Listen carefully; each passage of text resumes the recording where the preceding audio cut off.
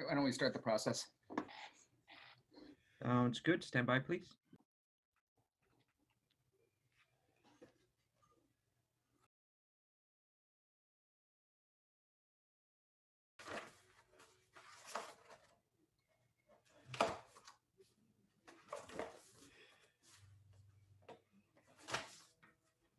Ladies and gentlemen, we are now live. Great, thank you. I'd like to call to order the Thursday, May 20th, 2021 Planning Commission meeting. Chair Dennis, Here. Vice Chair Pevsner, Commissioners Dallas, Here. Hutt, Here. and Spears. Present. Great, with that, can we have a motion to approve the agenda as presented? So moved. I'll second. All those in favor indicate by saying aye. Aye. Aye. Motion carries unanimously. Next up, we have approval of the minutes of the May 6th, 2021 Planning Commission meeting. Are there any edits or deletions that are recommended?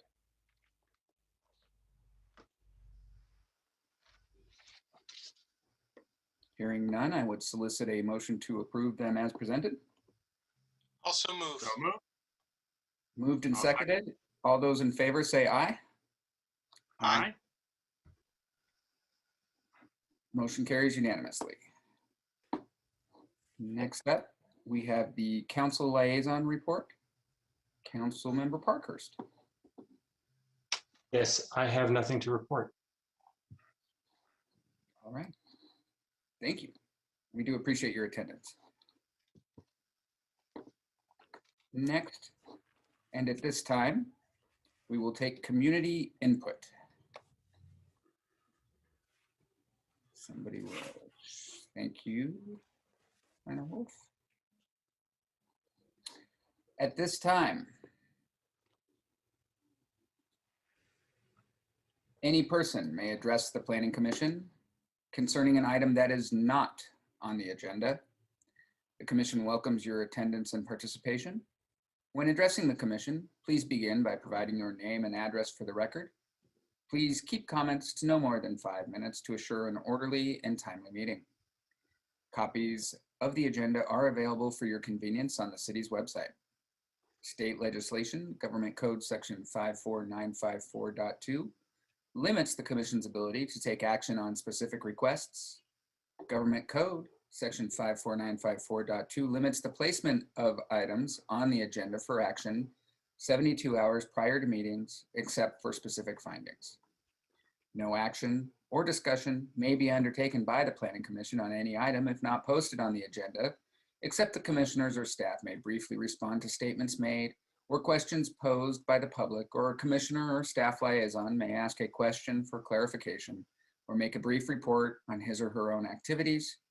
A commissioner or the commission itself may provide a reference to staff to report back to the commission at a subsequent meeting concerning any matter, or may direct staff to place a matter of business on a future agenda. Are there any callers at this time?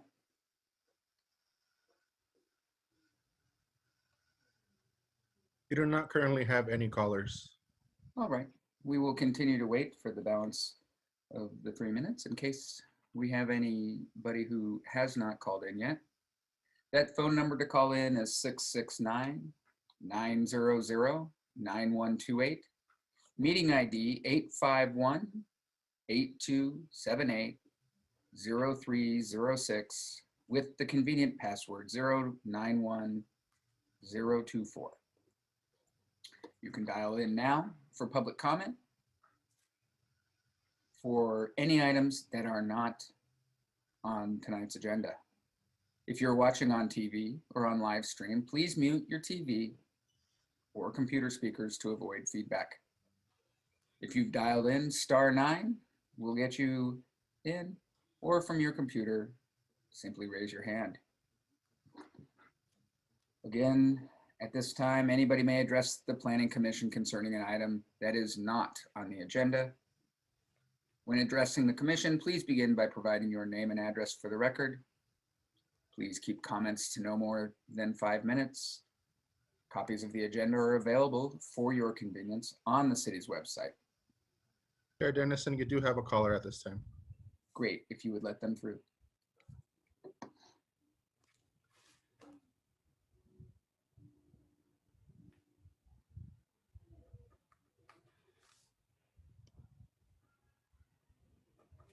Caller, you are live for public comment. Please follow the prompts to unmute yourself.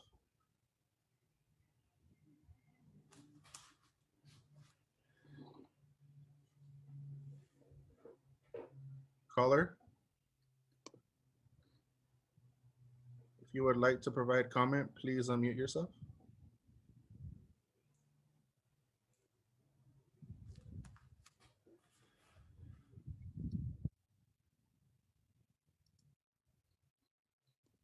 *9 is the function, I believe, to unmute yourself.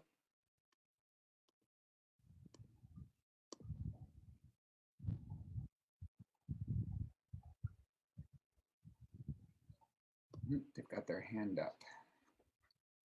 So maybe they're on their computer. Once you're in the queue, I believe the unmute prompt is actually *6. So *9 to get in line, *6. There you Hello. go. Okay, we Hello. can go ahead.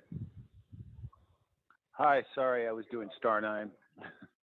Hi, my name's William Ray. I'm at 510 East Laurel Avenue, directly next to where the solar panels are going to be.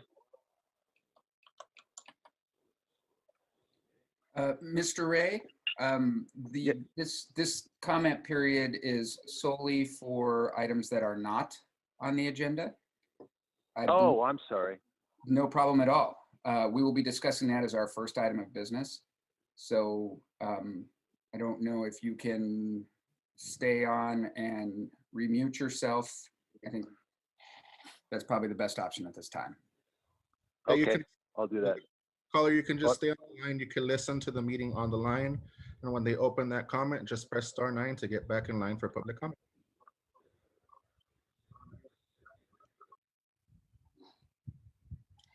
All right, Chair Dennison, you have no other callers at this time.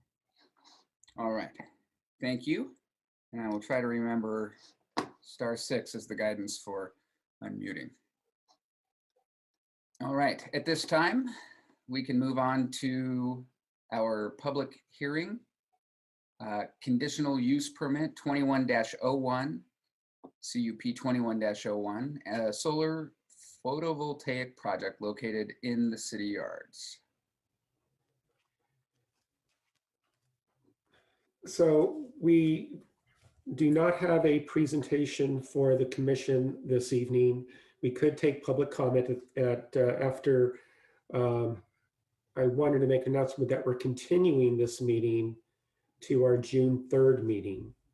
At that time, we will go through the entire presentation and the report, and also take public comment again at that time. But certainly we have a property owner on the line, and we can certainly take public testimony. All right. So then, caller, if you want to get back in line, and then now we can listen to your public comment on this.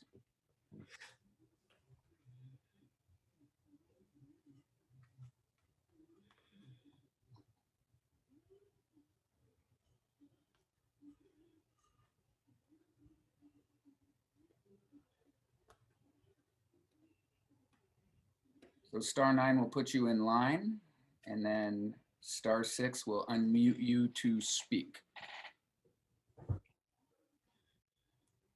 We see your hand raised, caller, so if you want to hit *6 and see if that unmutes you.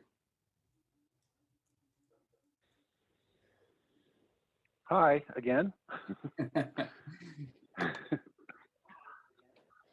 Do I need to re-identify myself? If you could, for the record, that would be great. Okay.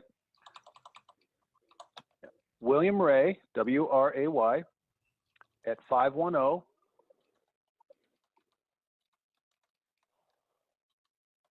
East Laurel Avenue. And I'm directly across on Sycamore.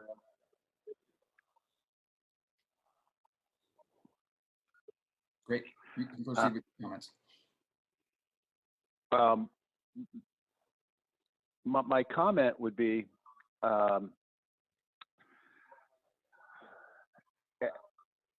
the choice of having it right next to where I am. I'm sorry, there's a delay on hearing my voice, so I'm sort of waiting for me to finish on the TV screen. Please mute yourself on the TV screen if you could. Yeah, okay, let's turn, there we go, I'll do that. Okay, that's not so confusing. My thoughts were, I understand two settling ponds are going to be filled in. And has one been filled in already? I don't know, but we can certainly hear your comments. Because I believe that it has, because I constantly see, I don't see the hole for it anymore, and I see them dumping dirt in there for the last month.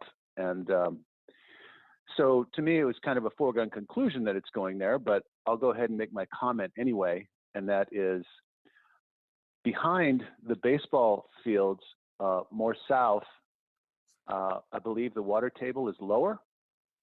And in all the years I've been here, my family's been here since '52, and I've been here since '96.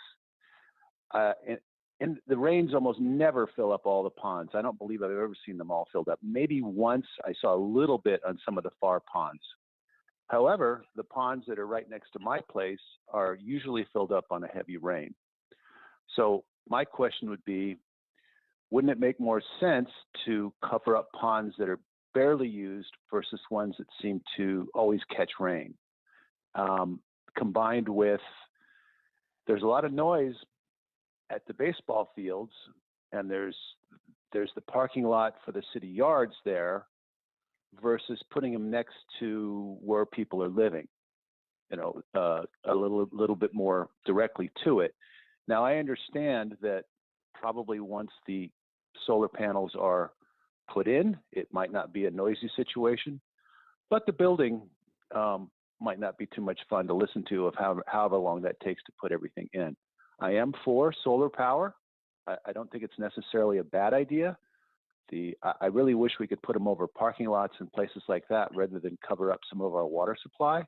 But I'm quite aware that no one's going to want to go for that because they would provide shade as well as being able to capture solar. But it's just such another agenda. I don't see it fitting into this discussion, but I thought I would mention it. And I guess that's about all I have to say. That's what I would how I would prefer to see it done. And I would ask you to note that in living here all this time, I have to put up with quite a bit of noise from the city. I would love to go back in time and murder the person who invented the beeper for backing up trucks, but I can't do that. But that's a little joke. But I just wanted to sort of get that off my chest, make you aware that that's my opinion.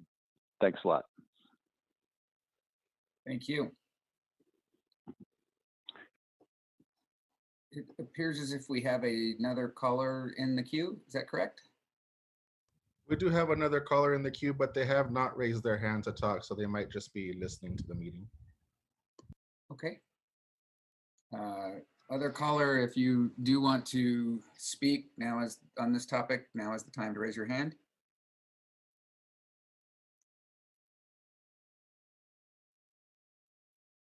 All right, let's bring it back to the Planning Commission. I did have a question for staff on this. Nothing in any of the permits has to do with the filling or unfilling of the settling ponds, right? None of that is under purview of planning or building, correct? It is not. Yeah, okay. Are there any questions from any of the commissioners? Then I would entertain a motion to hold over to a date certain conditional use permit 21-01 and CUP 21-01. And that date would be June 3rd. So moved. Moved and seconded. Second by Commissioner Spears. All those in favor, say aye. Aye. All those opposed? Motion carries unanimously. Next up, we have a discussion of the General Plan Amendment 21-01 and Zone Change 21-01. Is there a presentation from staff? We have a presentation this evening. It's a PowerPoint. Well, it's going to be, we'll take some time going through this. Joshua Wolf, our associate planner, will be giving that presentation. So we'll be loading that up in one moment. Yes, I will do that right now.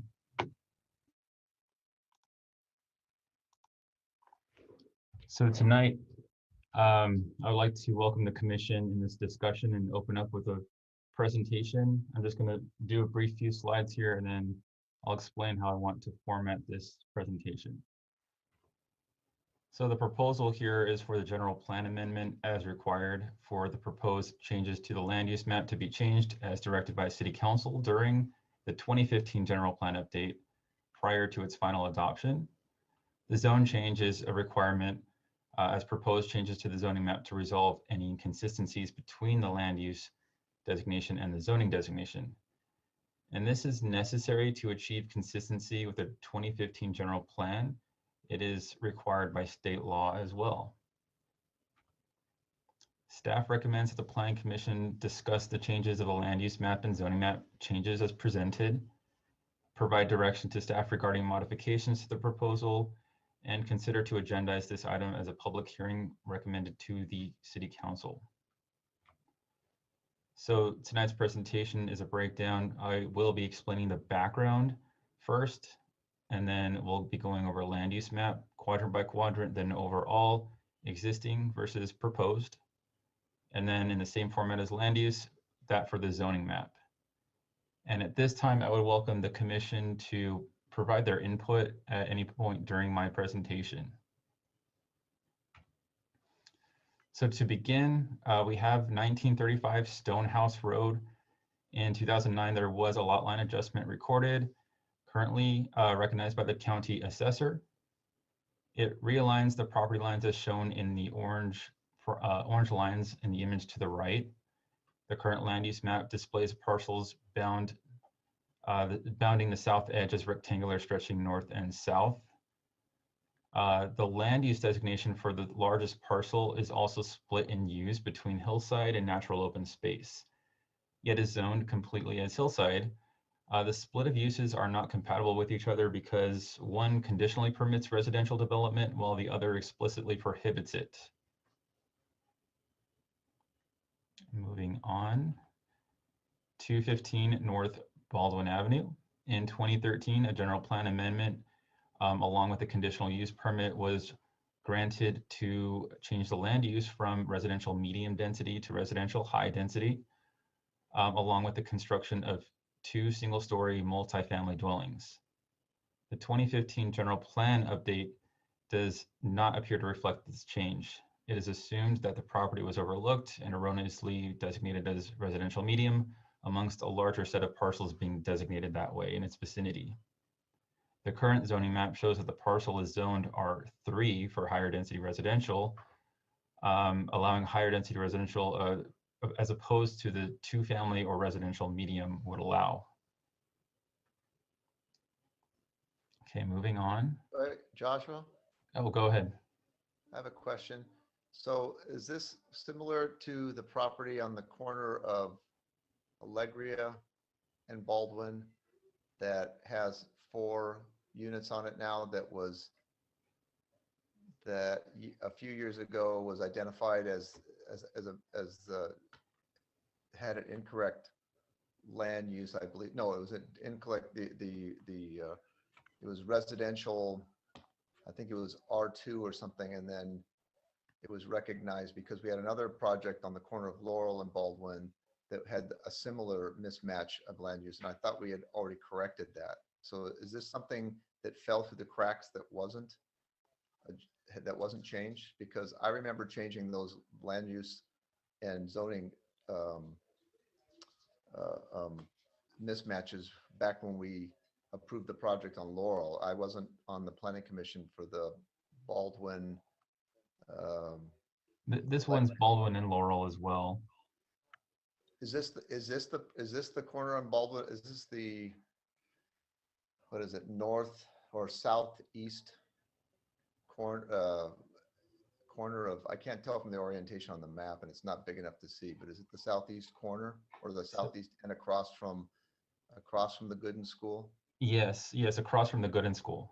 Okay, so I thought we already corrected this when we approved that project because they had two single units on there, and previously they'd had a 3-unit condo approved because the architect made mention of the fact that they still had an approval for a condo project. I think it was more intense than what they were asking for. I thought we already approved that and fixed that way back when I believe Letitia was the associate planner. I believe that's what we did in our approval of that project. So are you saying this was not accomplished? What I'm saying is I don't see this as a reflected change in the land use map that you can find in the general plan today. Bill, I think what happened is we fixed it before the general plan, and then the general plan flipped it back because it was using an older map that didn't show that we'd already fixed it. And so now it was inconsistent. We fixed it. The general plan update made it inconsistent again. And so we need to go back and fix it again. I think that's what happened. Oh, brother. Okay. All right. Thank you. Move on. Okay, so let me move a little screen here real quick. The December 9th, 2014 City Council meeting discussed the changes to the land use map. These changes were directed by City Council during the meeting. Among those changes, those noted on the slide were never realized for unknown reasons. For a closer look, please refer to your attachment C in the staff report. These red lines, in case you cannot read them on your screen, include the old North Church and parking lot on the north side of Sierra Madre Boulevard, the lot being noted to change from institutional use to commercial use. However, this is not currently being proposed. The next being the Auburn parking lot, where there's rather a confusion of use here, but it is indicated as residential high density and noted to be changed from residential, maybe medium, to municipal. And then we have these interior lots between Highland and Grandview, all noted to be changed from residential medium to residential low density. And from my previous slide, this has also been identified as something that needs to be fixed, as we had briefly discussed just now. And finally, we have 2 properties here between Montecito and Sierra Madre Boulevard located on Mountain Trail. They're included in the residential entrepreneur overlay. It is noted here that they should not be part of the overlay. All right, moving on. I have a question on the portion near the elementary school that's going from RM to RL. Mm-hmm. Has that change been considered by the consultant on the housing element? Was our proposed new housing element based on that being RM or RL? Because I worry that even though we've been talking about this for a long time and it sort of fell through the cracks, if we sent something to the state that says that is RM, and then right when we're trying to get the housing element approved, we switch it, we downzone it, it might look not like we're not operating in good faith with the state. So I'm just wondering how that's reflected in the housing element, the proposed housing element, to be clear. So that's one of the reasons why we're trying to clean everything up before we make the other changes. So it has not been reflected in the proposed housing element. And has that, so I guess if we clean this up and moved it to RM to RL, would that have much bearing on the housing element? No, it won't. Thank you.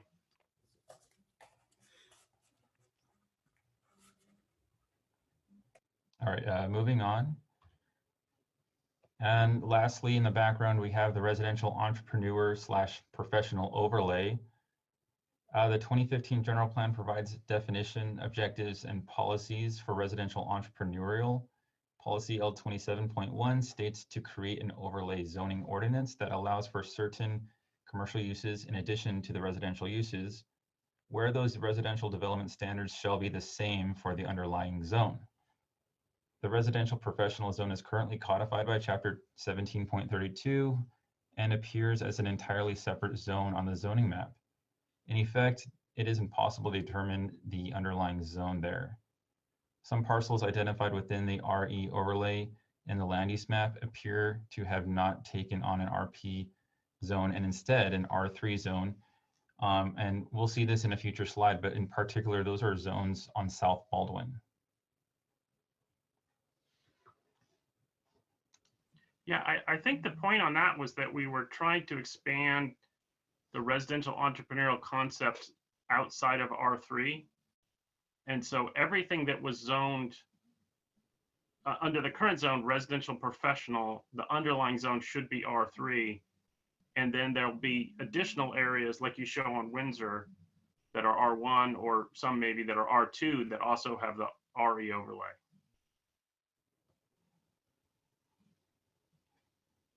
Okay,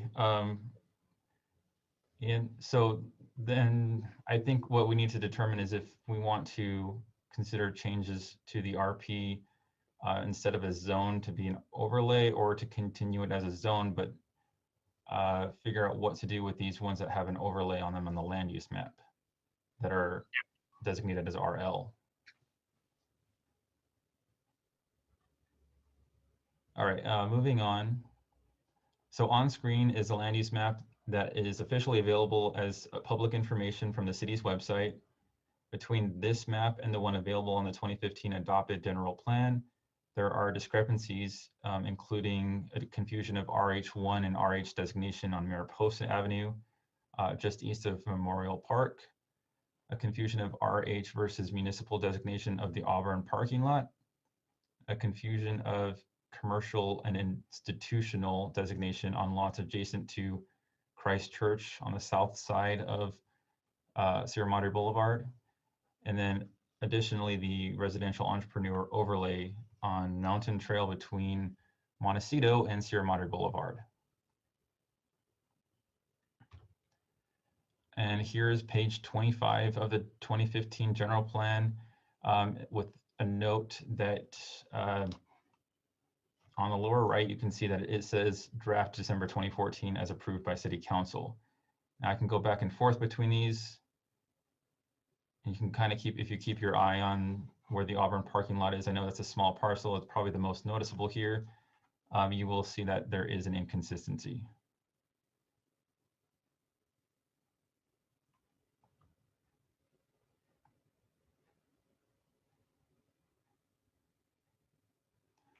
All right, moving on. I'm going to go quadrant by quadrant with our city for land use changes. In quadrant 1, there are no proposed changes. There was nothing staff considered as something inconsistent with the general plan. Moving on, in quadrant 2, we have 4 parcels here which have a bit of inconsistency or question to, with the first being in a vacant parcel here on the northeast side of the canyon. The parcel currently has a zoning designation as residential canyon, but a land use designation as residential low density.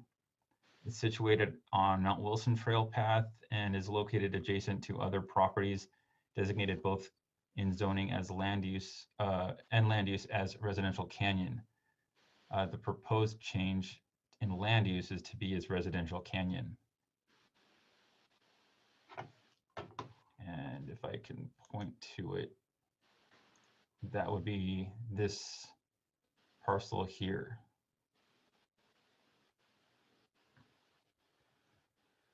Next, I have this little sliver of a property.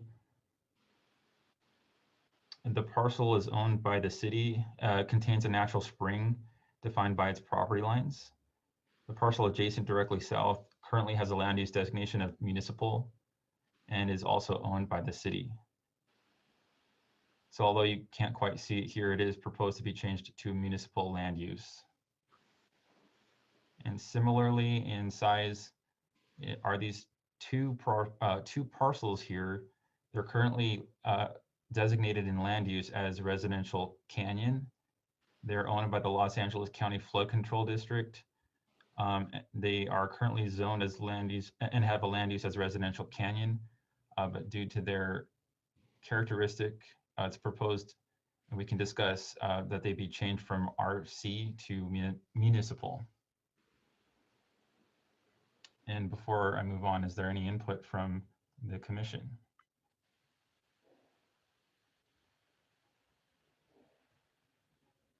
Hearing none, I'll move on. Actually, sorry, I couldn't unmute. The property off of the Mount Wilson Trail, is that on that canyon? What's Right. on there now? It's completely vacant. And does the property owner have any aspirations? Or is it going to be too difficult because of its slope and things like that?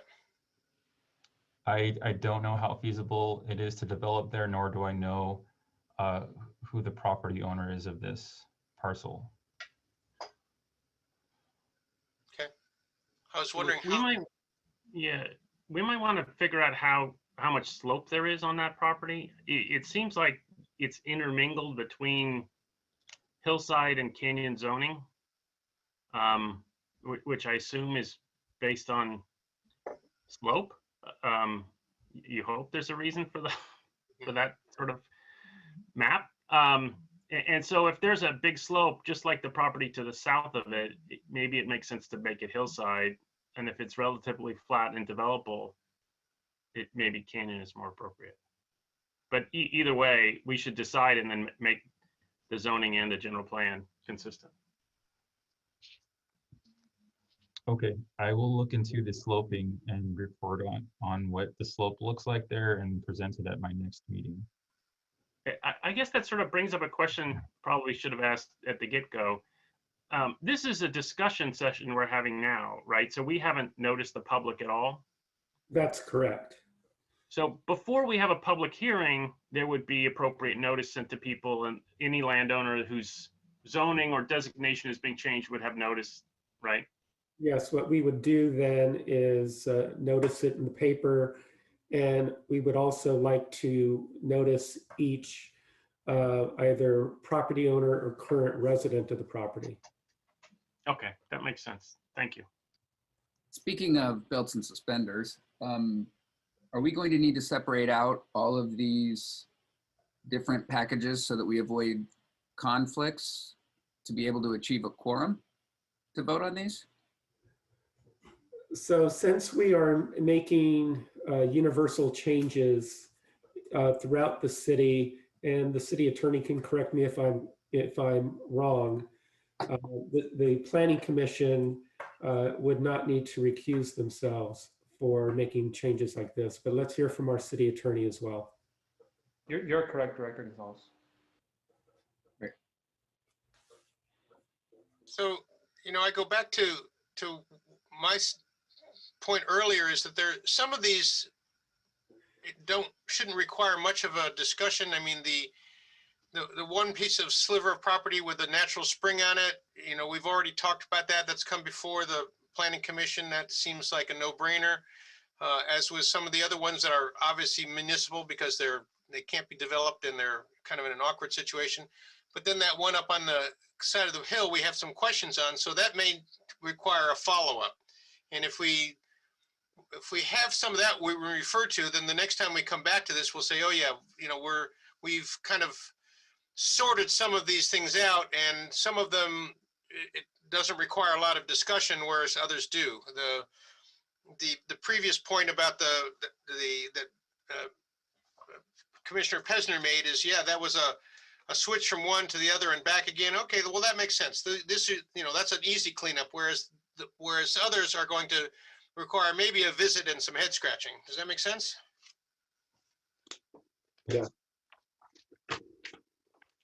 That's why we're approaching this as a discussion to give the commission as much opportunity to address all these inconsistencies and also capturing your knowledge, past knowledge of what actually took place as maybe part of the General Plan Steering Committee, or as Vice Chair Pesner pointed out, his knowledge of a prior entitlement.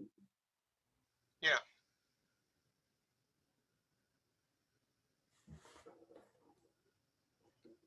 Okay, shall I move on?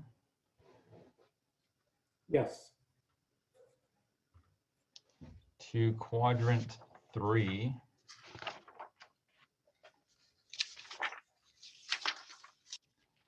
I'll start with South Sunnyside right here. This is proposed to be included in the RPO. This just kind of cleans up the overlays line. Next up is 242 West Sierra Madre Boulevard plus the parking lot at the rear.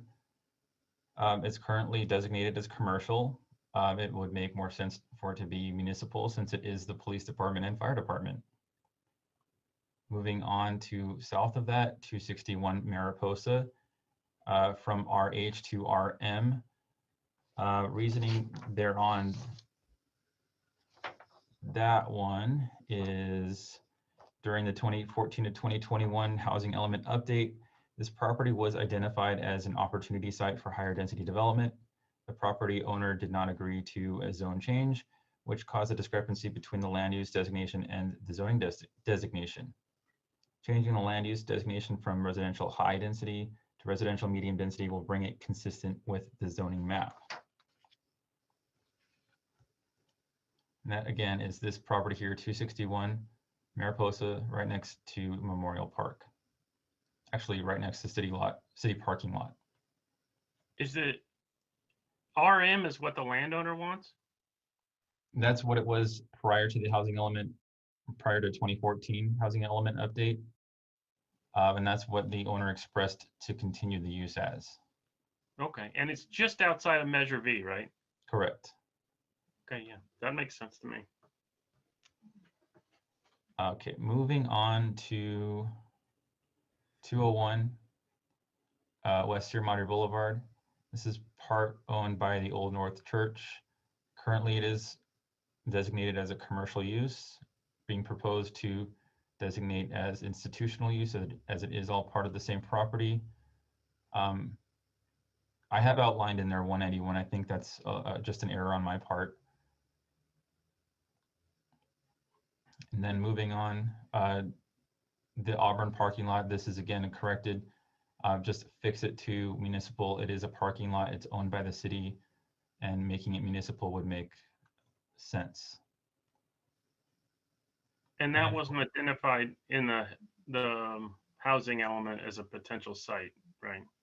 It's within Measure V, so it was not. Okay, thank you. And moving on to our previous discussion from the background are these interior lots between Highland and Grandview, not touching Grandview, but up to Laurel, up to the north side of Laurel. These being changed from residential medium density to residential low density as directed by City Council back in 2014. And then I also included highlighted here is 215 North Baldwin, as explained in my background, is currently designated as residential medium density, but should be fixed and corrected to residential high density.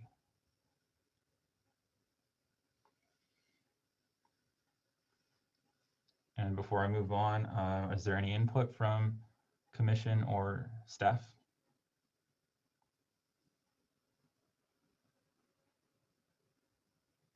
This all makes sense.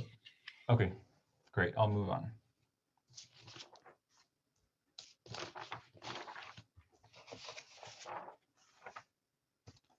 In Quadrant 4, I only have one proposed change.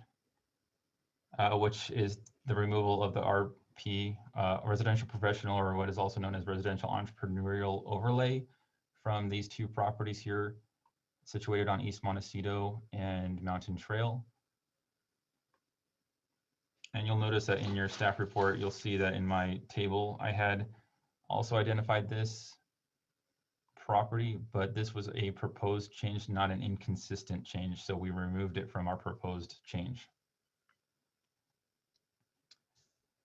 This would conclude the changes I will go over overall. This is the overall land use map as it exists today in some respect. This is what it would be if we made all those changes as described. And finally, I have one more proposed change. Is just a change for graphical readability, is to just change the colors so we can better read between residential low, medium, and high densities.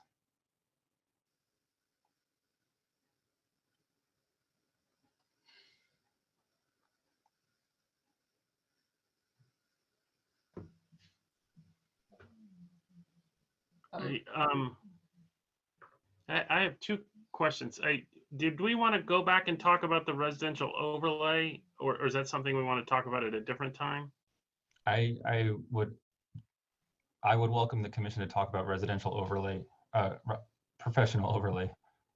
Okay, so that's one issue then. And the other is I don't really understand. We talked about the background on the stone, I forget which one is Gayton House or whatever, the old Heflin property. And I don't really understand what we're planning on doing there.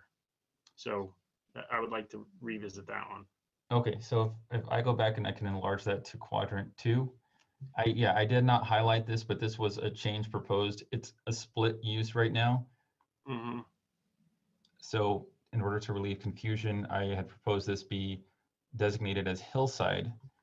Currently, if I go back forward a couple slides here, actually it's not in that one, it's in this one. That giant parcel, and actually might better be demonstrated back here, is a split use. This and this are one parcel, and this division line is arbitrary, and we don't know why this line is there, basically. So we think it's a split use. It can't be both. It has to be one or the other, I believe. So does that split line follow some of the access road that goes down from Camillo down to the original Heflin house? Some of it, because there was a road that goes down and around and connects to the garage. Commissioner Spears, I think you know better than I. I'm not familiar with this parcel, so I don't know. Like where the pool drops off. Say that again? It looks like where the pool drops off, and there's that steep drop down to the lower. Yeah. I thought it was meant to, as you were suggesting, follow the topography, because I thought, and maybe we need some more information on this in the background, is I thought part of the settlement agreement in order to develop this property was that there was going to be a hills or an easement given for natural open space, and the concept of the designation was to follow where that easement was supposed to go. And I think the line may be sort of arbitrary because we didn't know exactly where that was going to be, but I think that's the purpose of it, and that's why it's split in two, and the natural open space is supposed to follow that easement that was supposed to be granted as part of the settlement agreement. I remember that as well, that it's a split lot, in that open space was up the hill north of Stonehouse Canyon, and then development with hillside was below. But how that line is drawn, I have no recollection. There may be, if we go out and look, there may be some logical reason for it. That line looks awfully similar to the terrain there. I'm looking at it on Google Maps. and it has a very similar shape to the terrain that's just south of the pool there. It makes that same exact bottom of the Texas shape there. So I suspect that that's a terrain-driven line, but that would be great knowledge to get confirmed. Yeah.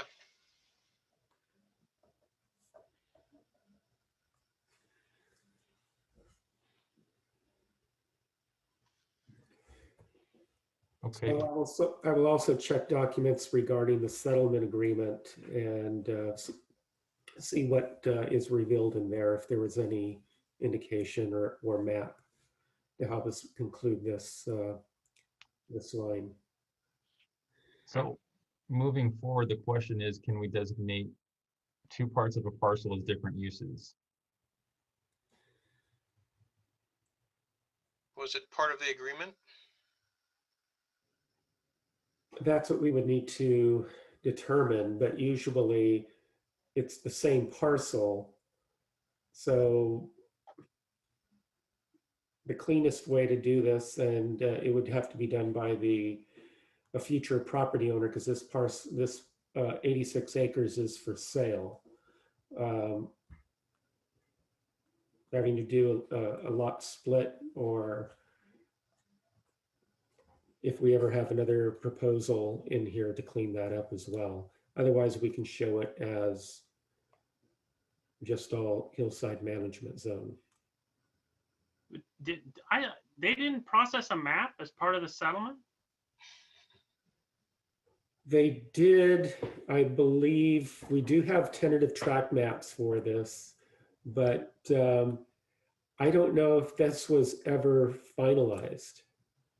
Well, if we have a tentative map, I bet you that this designation follows the tentative map line, and that's where that line came from.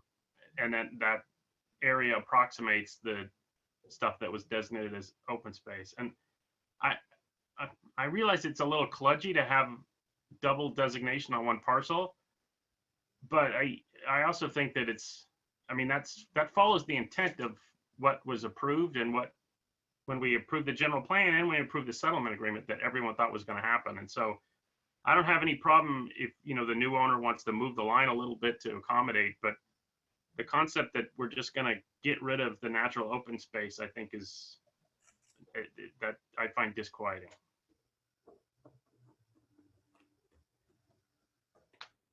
So it sounds like the guidance from the commission would be to check settlement agreement and the maps that were a part of that to help us determine what this line is.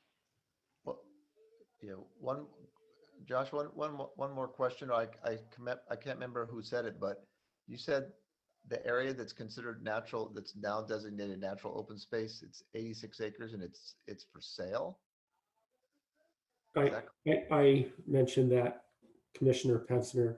Yeah. Yes, the prior the property owner has passed away, and this property is for sale. But just not everything, but just that big green area that's natural open space, that's already designated natural open space? It's not designated natural open space currently.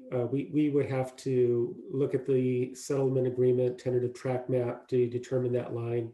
But currently, this is advertised as under one property ownership, the entirety of the property. Okay. Well, I'm just going by what Josh has printed here, that the current designation of this parcel is also split between hillside and natural open space. And I'm trying to, the print's small and everything, but I can't see but it looks like that green area where the little red dot is, that whole continuous area looks like it's currently natural open space. And if that's, well, I guess you have to settle it by looking at the settlement agreement. We can figure that out then. That's what we plan to do, yes. Okay. Director Gonzalez, assuming that the settlement agreement doesn't say that we have to zone it open space, couldn't we achieve the same goal by recording some kind of development restriction that limits this to open space? And we can just zone it all hillside, but we can limit the green portion so that you can't develop it and it has to remain open space. That could be another approach we can take as well. Assuming the development agreement doesn't say that. Yeah, I don't know what the development agreement says. We'll have to check that. But that might be cleaner. Okay. So currently, that's where the existing property is, squarely right where that red dot is in the middle of it. And so what happens if we zone something contrary to what it is zoned or what its actual use is today? In other words, what if the new owner comes in and says, I love this house right where it is? The non-conforming use statute kicks in, the ordinance kicks in. So if it's a non-conforming use, and to the extent they wanted to expand that use, they couldn't. But they could maintain the non-conforming use. They couldn't without a variance. They couldn't expand it without a variance, correct?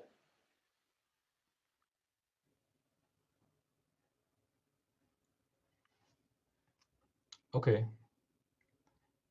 Unless there's any other questions, I offered this time for the commission to take a break if they so choose.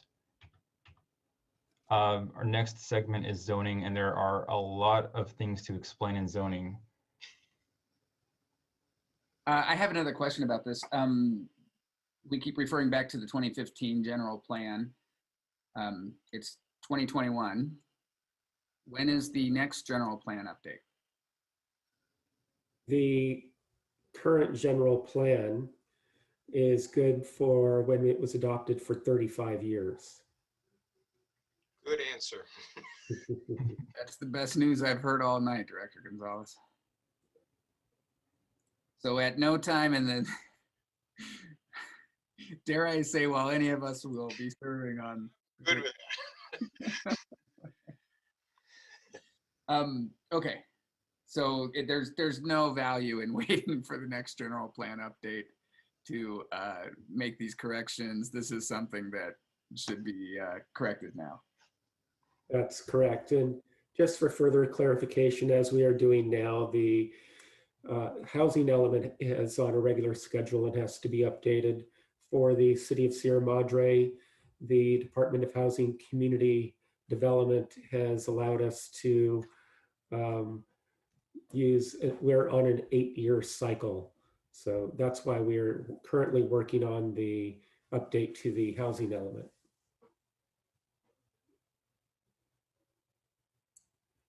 All right. I'd just like to summarize a little bit the land use portion. The only two outstanding issues I remember us discussing are the property off Mountain Trail. We don't know whether that should be hillside or canyon. And then the property off Stonehouse, which has natural open space or dedicated open space. We have to figure that out, right? Otherwise, all the other stuff seemed okay. Yeah. Okay. Yeah, that's what I have noted. I think that's a good summary, yes. Chair Dennison, I'm sorry. Going back to what Commissioner Hud was just wanted to discuss the zoning on the residential professional overlay zone. Can we go back to that? And what is the decision on that? Absolutely. Thanks for keeping us honest on that. Is this something that we want to discuss now, or is this something that's more appropriate to discuss in public when we actually start to have noticed hearings? I think we could address it now so we can clean it up and know which direction we're headed. Okay, great.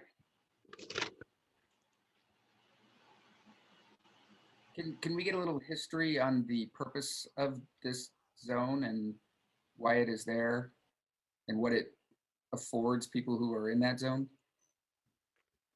Sorry, the overlay. I can tell you the story of the overlay and how that came about. So basically, we've got, am I on mute? No. So there's a zone R3, which is, our multifamily zone. And then there's a residential professional zone, which is basically an R3 zone that also allows some basically office uses like a CPA or a dentist or things like that with the CUP. And so when the general plan was updated, there were some areas in town that we identified as being good areas that could accommodate those kind of commercial uses, such as South Baldwin and Windsor. But the zoning, the underlying zoning wasn't multifamily, it was R1, or in some cases there might have been some R2. And so instead of having a standalone zone that had a multifamily and the office use, we switched to an overlay so you can have multifamily or single family on the underlying, and then also have that office use. And so that's why you get situations like the west end of Baldwin is all residential professional, so that doesn't change anything. But on South Baldwin and Windsor, that would stay R1, but you would have the residential professional overlay, so you could have a dentist office or a CPA or things like that. And were there limits to, I'm just thinking back to everything we went through, switching to ministerial approval of uses. Is there a set of uses that are allowed in this overlay, or is it, how does one determine whether or not they qualify? There's a set of uses that's in the general plan, although it's pretty broad. But then in order to qualify, you need a full CUP. So there was some talk at the time of making that a ministerial, but that didn't fly. So one possibility down the road, if we want to consider, and not saying we should mix this up with the map because we need to get the map done, but we might consider making that list more concrete and then having an option of ministerial. But for right now, it's sort of a loosey-goosey list, but you need to get a CUP.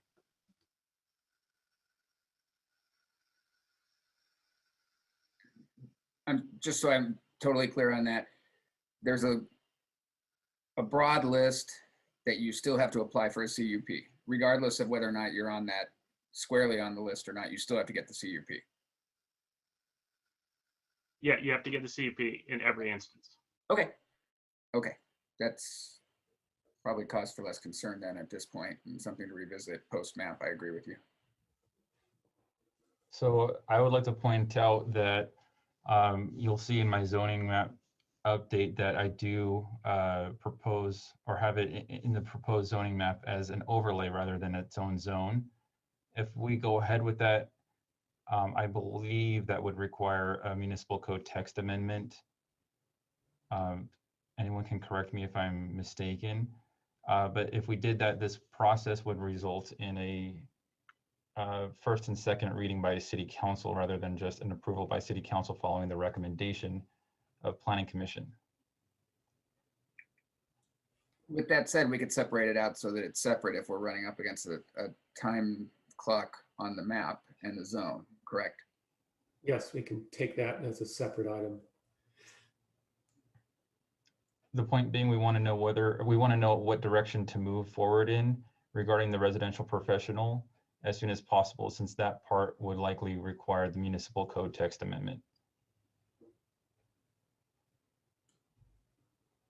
Well, do we want to look at the map for the zoning as we discuss this, or I think it becomes more clear if we look at the zoning maps and the quadrants. Yes, I have that prepared, but I had wanted to offer the commission a chance for a break before I dive right into it. Yeah, that's a good idea. All right. Do we want to consider, before we take a break, a public comment period on what we've discussed so far? Or do we want to do public comment after all the presentations?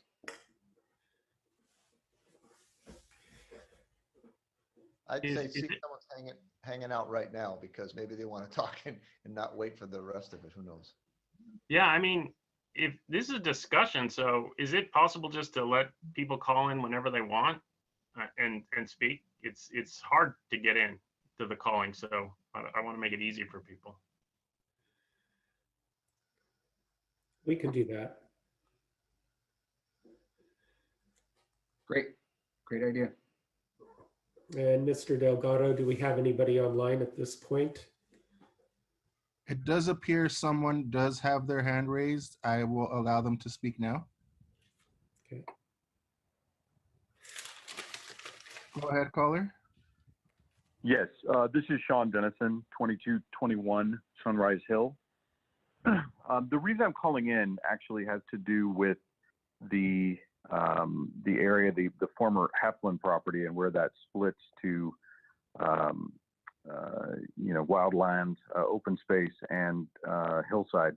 So interestingly, about 3 months ago, we had a gentleman here from the California Watershed Authority. The reason we knew who he was is he actually came up the driveway and into our yard unannounced, and we just found him in the yard. He was looking for someone. So what he explained to us, neighbors on Camillo and Sunrise Hill, is that the State Watershed Authority is surveying lands, and the wording he used took me a little off guard, so I made note of it.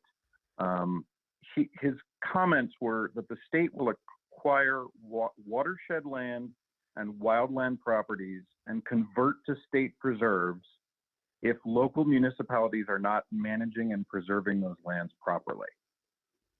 So that was an interesting, the last thing, I mean, personally, the last thing I think we need is the state telling us how to use our open space, but that's another conversation.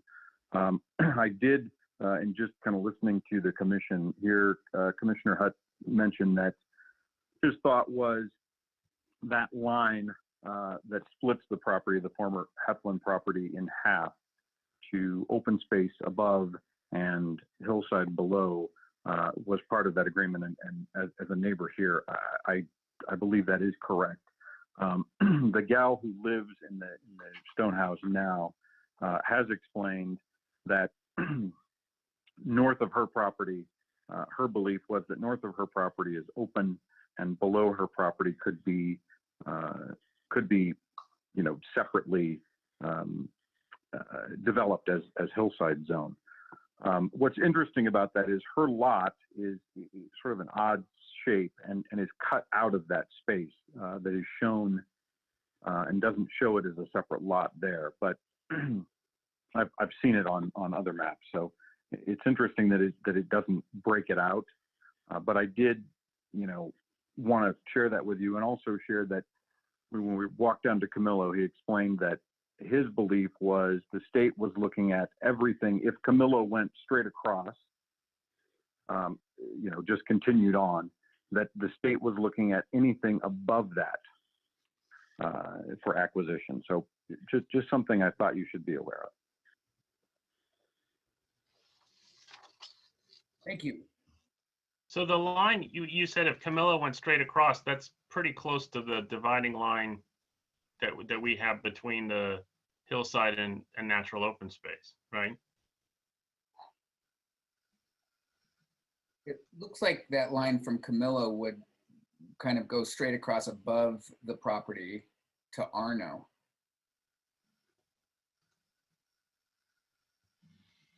Right, I see where you're saying.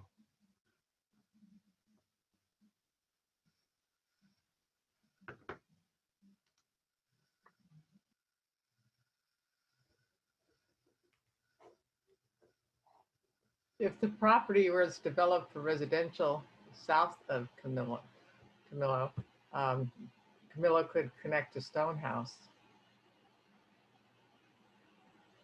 Because I don't know how you'd get over to Arno. Because that.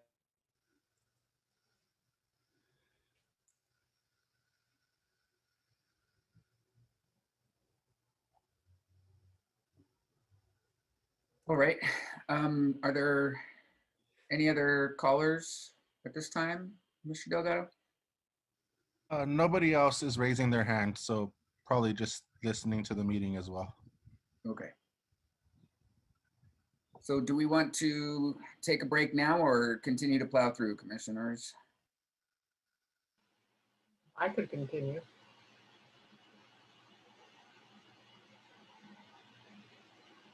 Any other dissenters? Yeah, let's keep going.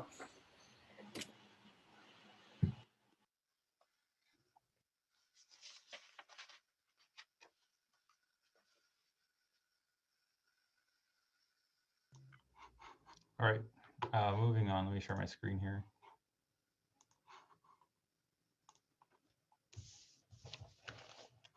Give me just a moment to clean up my desk.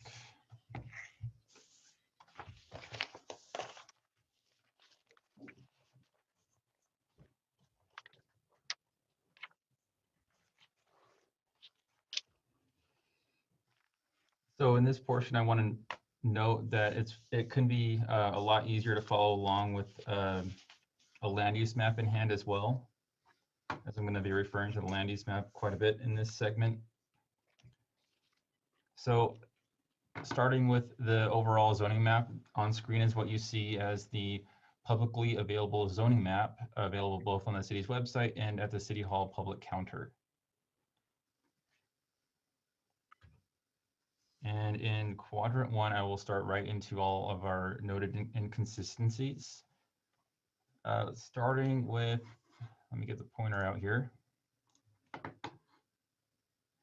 This little outlined area, this is 707, 711, and a vacant parcel on Sierra Meadows. To make it consistent with the land use map, it would need to be rezoned from R1 to Hillside.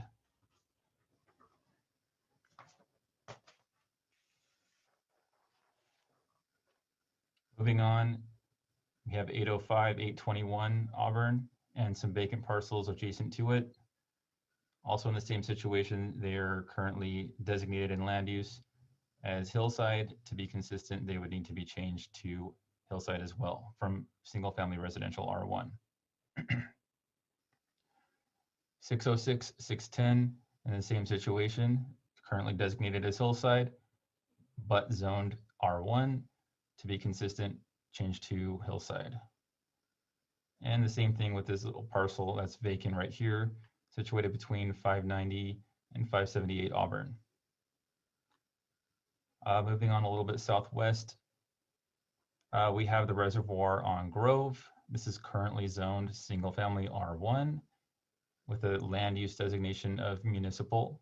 To be consistent with that land use, it would need to be changed to Civic City Park, or C/CP. Moving on up northeast, this is the 1 Carter debris basin. It is currently zoned as Hillside, but has a land use designation of municipal. To be consistent with that land use, it would need to be changed from Hillside to Civic City Park zone. And then moving on to Baldwin Avenue, starting at its north end. Can we go ahead and interrupt, yeah. So that property that you were just talking about, doesn't that have LA County flood control? Yes, I believe it is owned by LA County Flood Control. So why would we? It actually, that's what we're trying to resolve now. So currently it is not under, it's currently maintained by the city, and we're trying to get the county to take over that. We're very close at this point. So just to clarify, oh, go ahead. All right, go ahead. No, go ahead. You're going to clarify. I'm sorry, just to clarify, what you're seeing on screen in the zone is what would be consistent. It's not currently what you see in zoning map. So currently this should be Hillside. What you see is Hillside, but what it should be is Civic City Park. What you see is its color right on screen. And do we make a distinction on the maps between municipal, as in Sierra Madre, versus municipal or for flood control or other county agencies? We do not. So we even have one zone, and you'll see in Quadrant 2 where it's actually owned by, it's actually part of the jurisdiction of City of Arcadia. Yeah, it may be helpful to shade those in some way. So while they are municipal, they don't belong to, they're not under the jurisdiction of the City of Sierra Madre. Okay, I can note that, but I don't know how much latitude we have in creating these new shades or zones or clarifications of those without causing too much confusion. So the confusion is that it's zoned city, even though it might be county, right? It's right. I think the land use designation in the general plan makes more sense towards municipal, because then doesn't matter what the municipality is, but okay. Even if it had a slightly different texture or something like that, so I mean, because I think there were 6 debris basins in the city of Sierra Madre, and one of them is a county, 2 of them are county, and the rest are the cities. And so, who belongs to what is the kind of the question. So you're talking about ownership Or responsibility. but that doesn't change the zoning. No, I'm not asking to change. I'm not asking to change the zoning. I'm just asking that when you look at the map, you can tell the difference between the things that are owned by the city of Sierra Madre and other municipalities. Okay, I understand what you're saying. The point to that is, are these zones in our jurisdiction or aren't they? Which is a good point to make. Maybe we can create one new category here that just says not in jurisdiction. Either way, as long as when they look at the map, they know, that some things fall under the responsibility of the city, and other areas fall under the responsibility of somebody else.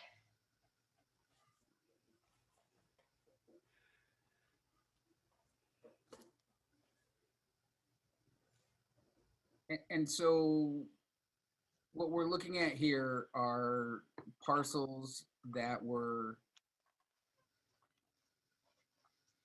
approved for zoning in one fashion but never happened? Never brought consistent with the land use map. So the land use is the master that we're using, and we're trying to get the zoning to match the land use? Correct. The philosophy behind that being that the land use map was approved as part of the general plan update. And the idea being that every time a general plan update is approved, we then have to make all of the underlying zoning consistent with it? Yeah, zoning consistency with land use map is required by state law.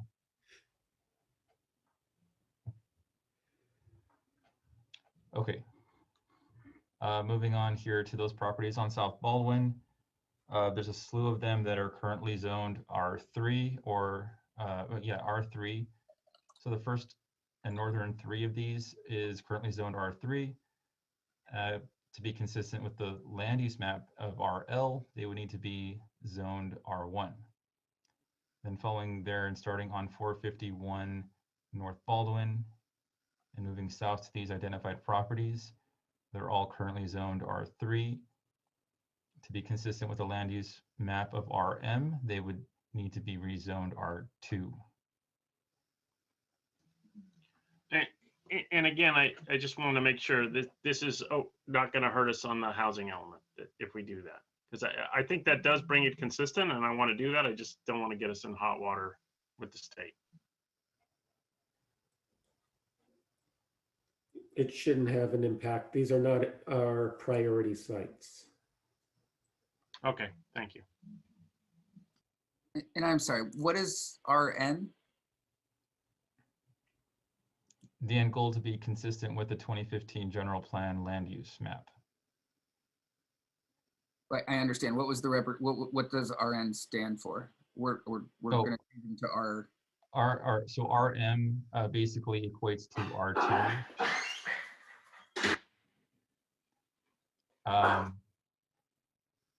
So that's where we find consistency in our where the land use map and the general plan land use element identifies RM as in between density of RL and RH, which correlate kind of to the R1, R2, and R3 zones.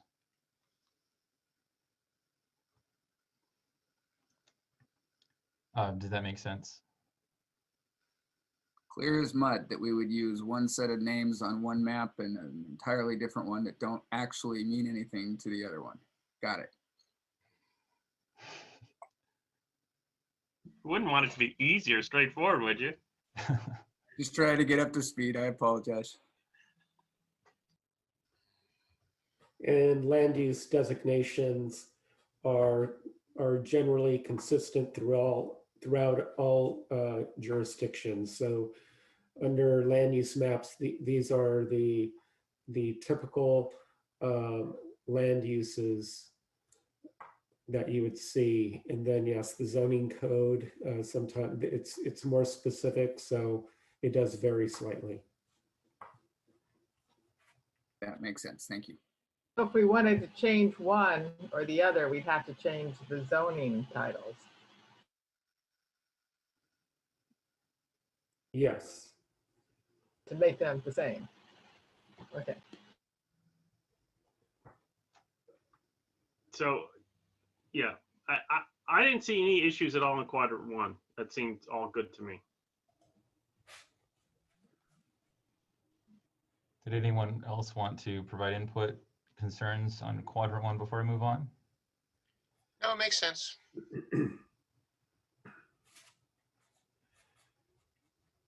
All right, quadrant 2.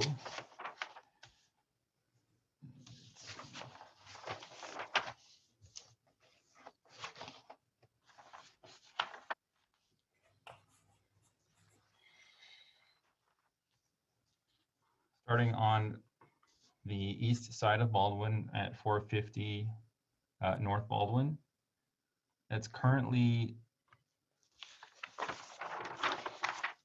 hang on. It's currently zoned as R3. It has a land use designation of RM, along with all of these other properties south of it that I've outlined. They're all currently zoned R3 with a land use designation of R medium density.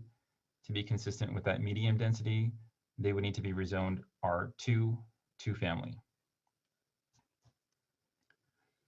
Moving on to this site. I'm sorry, were there any comments? Doesn't 450 have, isn't that the motor court? It is. Doesn't that already have like 8 units on it? At least. And I think even at its current zone, or where we have zoned as R3, would make it non-conforming. And this is where I get confused. So it's already non-conforming, and we're going to change it to an alternate non-conforming so that it matches the land use. The alternative is to propose changes to the land use map, but that I think that requires more approval and input from the community. I think So we rather- had a lot of discussion about these properties when the general plan map was done, and some of us were for making it, moving the general plan up to the R3 to match, but there were more people that wanted to move the zoning to R2 to match the general plan. So I think that this was one of the things that actually there was a lot of discussion on. And so I think, even though my preference would be to, make it to RH and R3 to more closely match what's there, I think there was far more people, including, all the city council, that wanted it to be RM and R2. If it is designated a higher density, does that have a positive effect on our arena numbers?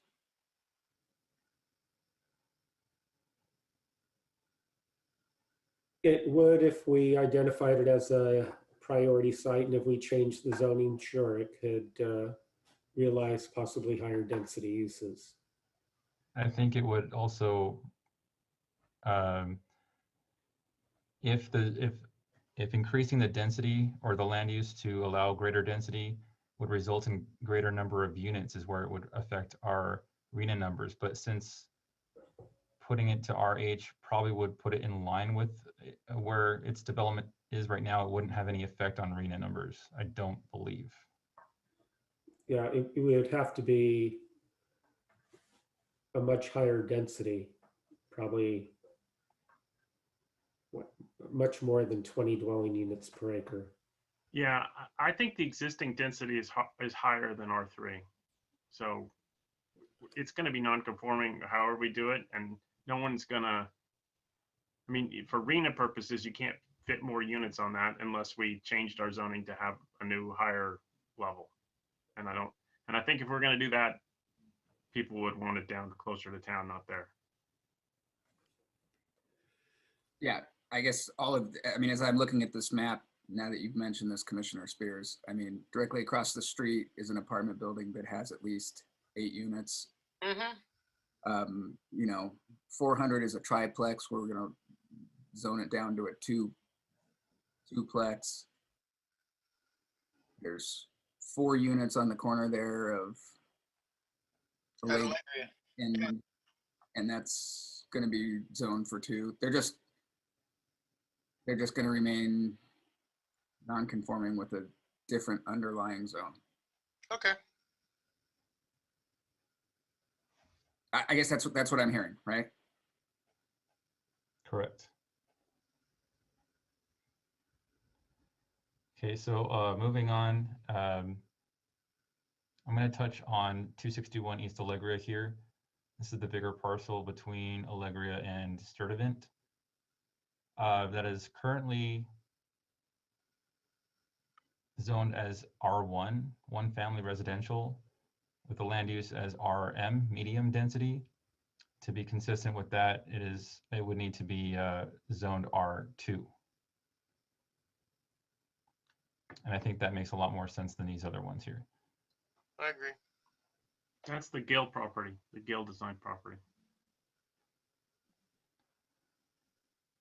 And moving on up to Miramonte and Mount Wilson Trail, we have a property with a reservoir on it.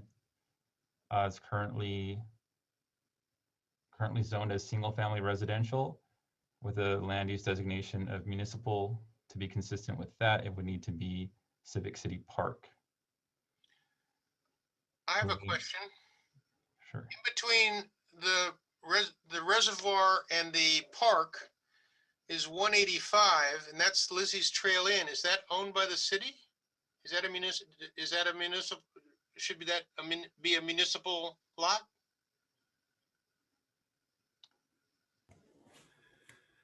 I'm not sure. 185? Yes, sir. Lizzie's Trail Inn. Yeah, that should be Civic City Park. I think it's 165. It's 165 on the map, yeah. 165, all right, whatever it is. It's in between those two greens. But if we're going to make that city park there, then we're going to have to go back to the general plan and designate it as municipal because it's designated as RL. Yes. Director Gonzalez, Yes. it's my understanding that that is not owned by the city per a conversation I had with the city manager. So you might want to double check that. Okay. I think we pay for it, but I don't know that the city owns it, but I could be wrong. We will double check on that. Thank you.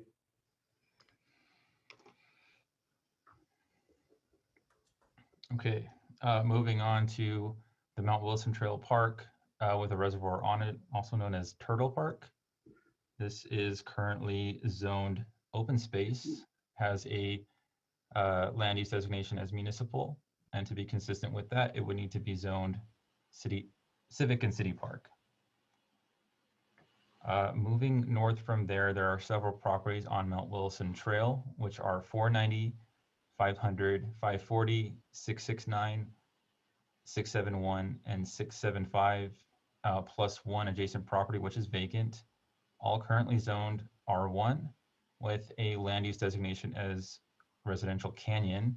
To be consistent with that, it would need to be rezoned to residential canyon. And just a bit northeast of that is 681 Mount Wilson Trail. It currently has a land use designation as hillside, although it has a current zoning as R1, but to be consistent with the land use, it would need to be zoned hillside. Moving east, there's 487 Woodland and the little portion sliver of land north of it, as explained by the land use map, this is currently designated as a municipal land use. And then the little slivers proposed to be a municipal land use, and to be consistent with that, it would need to be zoned municipal rather than residential canyon. Moving on from that, we have 476 Sturdivant Drive, which is currently zoned hillside with a land use designation of residential canyon. To be consistent with that, it would need to be rezoned as residential canyon.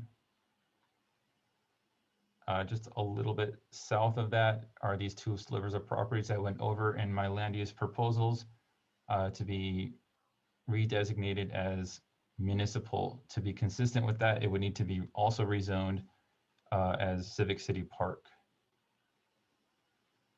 And then there's a couple properties here on Sycamore and Cannon, which are currently designated as residential canyon, but have a zoning of R1.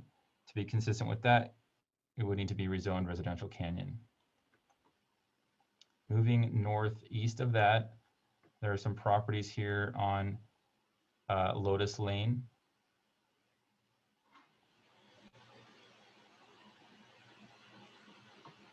They currently have a zoning of R1, but a land use designation of hillside.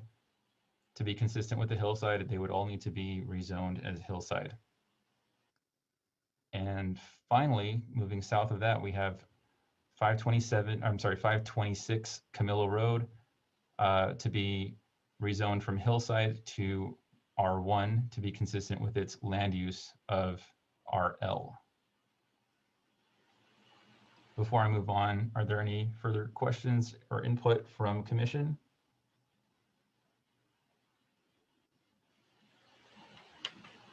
So it seems like on this one, the one question we have is the Lizzie's Trail Inn.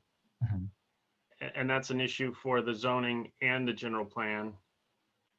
And then we had those two carryover issues from the general plan. The one up on Mountain Trail and then the Heflin House property. And we need to figure out how to treat those. Right, and as you can see, these are currently zoned. So the Heflin property is currently zoned all hillside with no split or division. And then aside from that, we have this one vacant property here on Mount Wilson Trail. It's currently zoned residential canyon, but we will look into that to see where we need to find consistency of it, whether it be residential canyon or hillside. That all makes sense to me. I agree. Agreed. Agree. Moving on to Quadrant 3.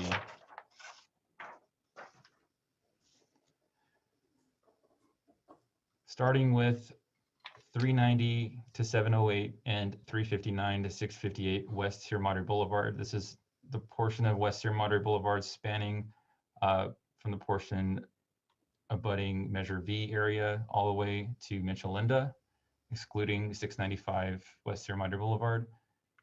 These currently have a land use designation as RH, high density, with an RE overlay, residential entrepreneur overlay, with the exception of the library, which is obviously municipal, currently is designated as in the land use as that. To be consistent, it would need to be rezoned R3 and have, after consideration an RE overlay, we need to parse out how we're going to handle our residential professional or residential entrepreneur overlay. Moving on, I have some properties. Oh, go ahead. Am I understanding this correctly, that every single one of those apartment buildings is included in the entrepreneurial overlay? Yes, I can go back to our existing zoning map if you would like. These are all identified as the residential professional zone. Currently, it's a light pink color on our zoning map. Right here. So if you have a one-bedroom apartment, you can do a You can have a dentist office in there with a CUP? Yeah, but with a CUP, right? So, I mean, the way this would mostly work is people who have the front units would be the ones who would be the more likely candidates to do an office or whatnot. And there is an office building in there that's right next to the library. Yeah, there was one across the street, right? Dr. Brown used to be there.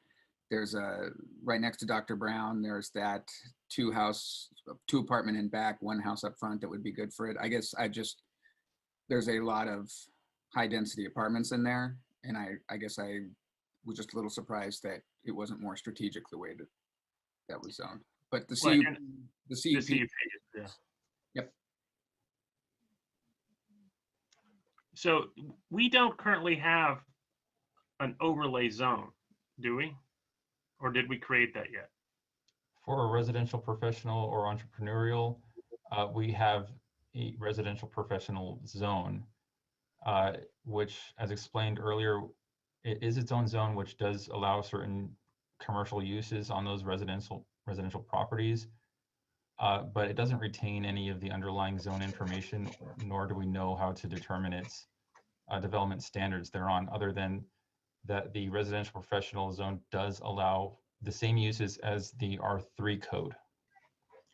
So it seems like this is where we're getting into what you were saying before, that we need a text amendment. We need to create a residential overlay, residential professional overlay, or residential entrepreneurial overlay. We should use the same name. What a wild concept, unlike everything else we do. So create a residential entrepreneurial overlay zone, and by basically stripping out that stuff from the RP zone, and then rezone all of this that's RP to R3. And then we can put the overlay on it. That's the idea, yes. Yeah. I like that. That makes sense, actually. The idea really being to retain the underlying zone information so we know what its development standards do apply. Okay, so I'll continue on.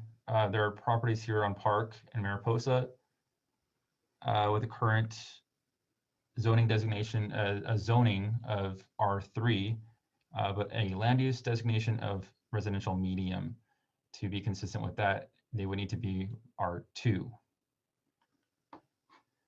I'll take a little tangent over here on Ramona. There's on 676 Ramona, there's a property that is owned by the British Home. So it proposed to include in its overlay, or I'm sorry, specific plan overlay.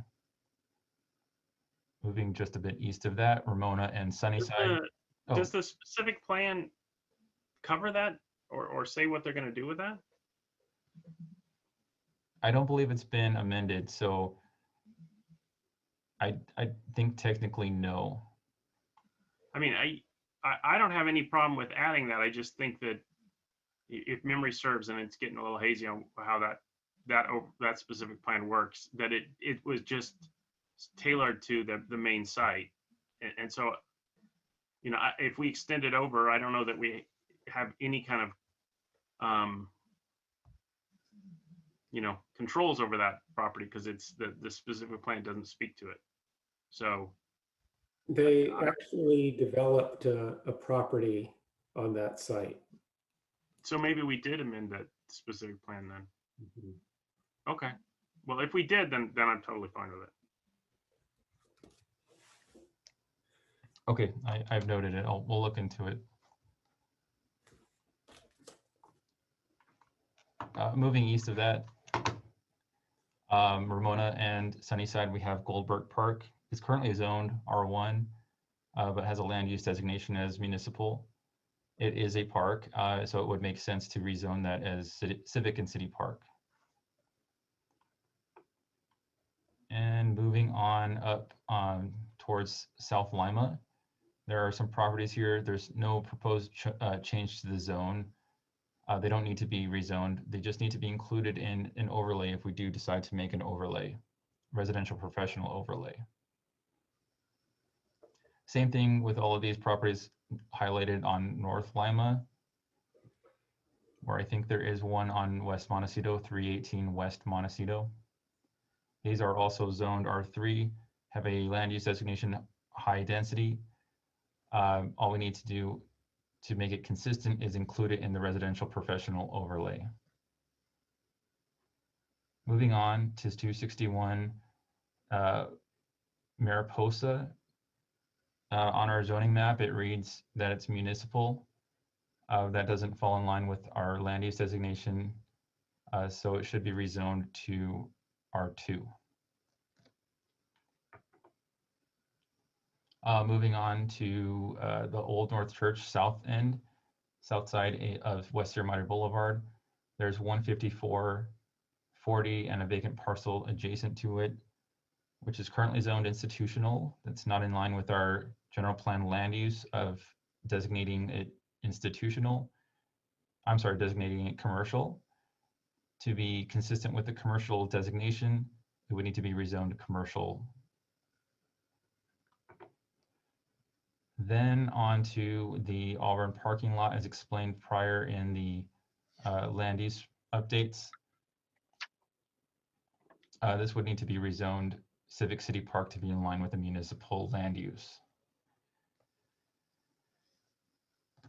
Okay, moving on, in these, there are some parcels here just east of the Auburn parking lot, which are currently zoned R3, high density residential. There's a single family home on 39 Windsor and a private parking lot south of it.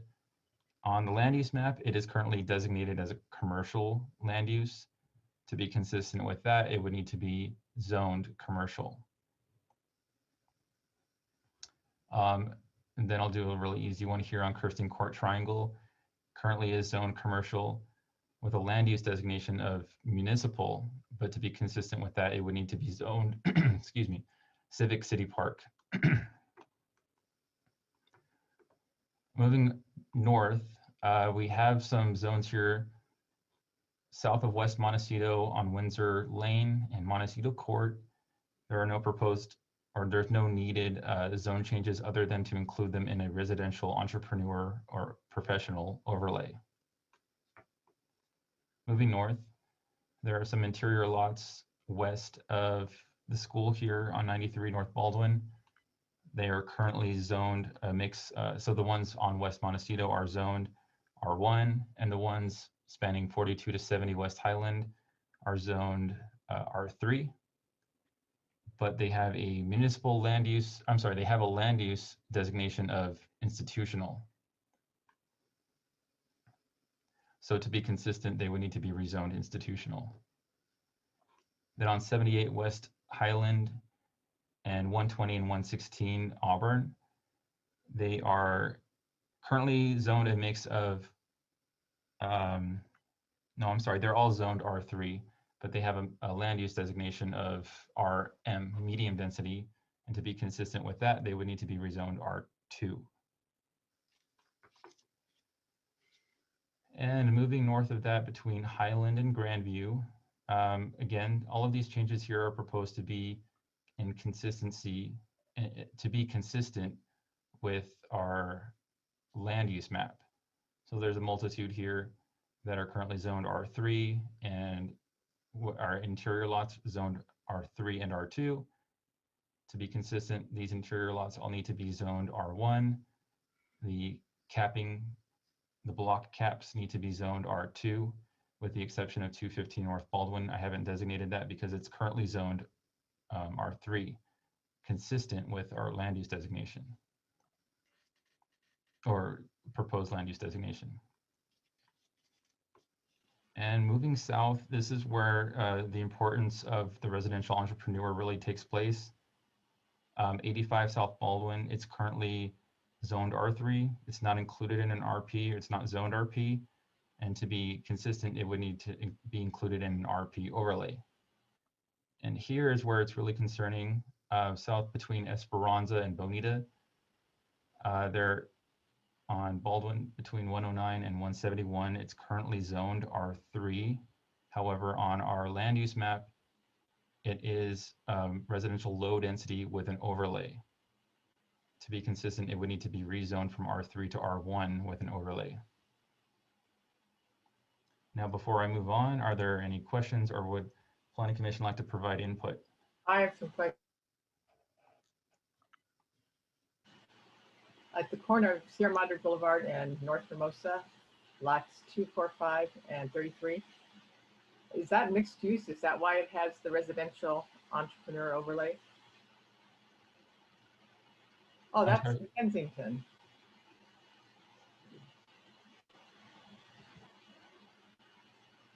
Oh, I see. Yeah, Got it. so this has Okay. different Not directional slashes.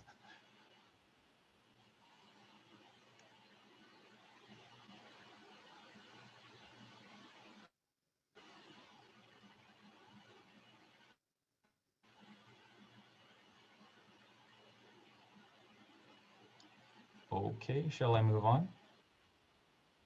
Yeah, it all looks good to me.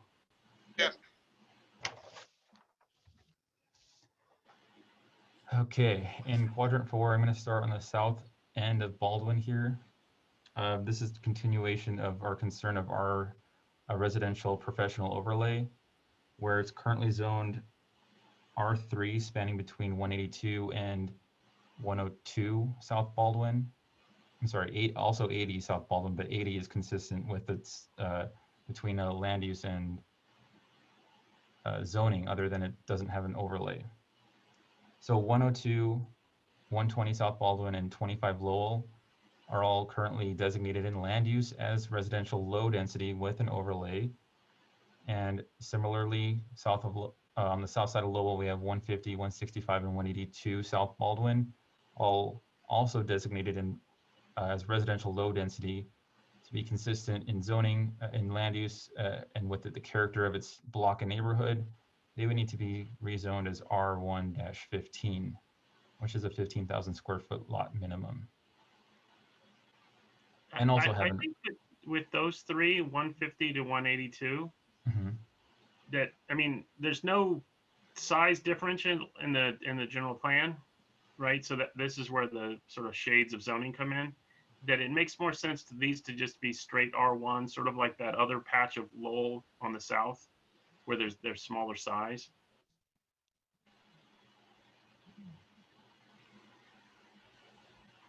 Okay, that makes sense. And then isn't Suffolk, wasn't that one of the targets for the housing element? Yes. Go ahead, Director. Yes, it is. Is that include the 102? Because if it does, we should put that one to be R3.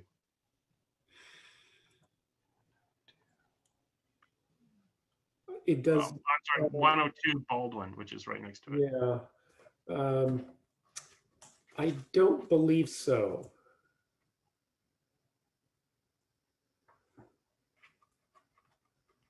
But we'll double check on that one.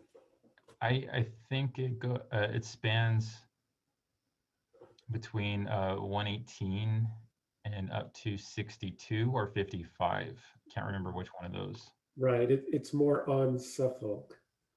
Yeah, so it's 30 to 92. Oh. Okay.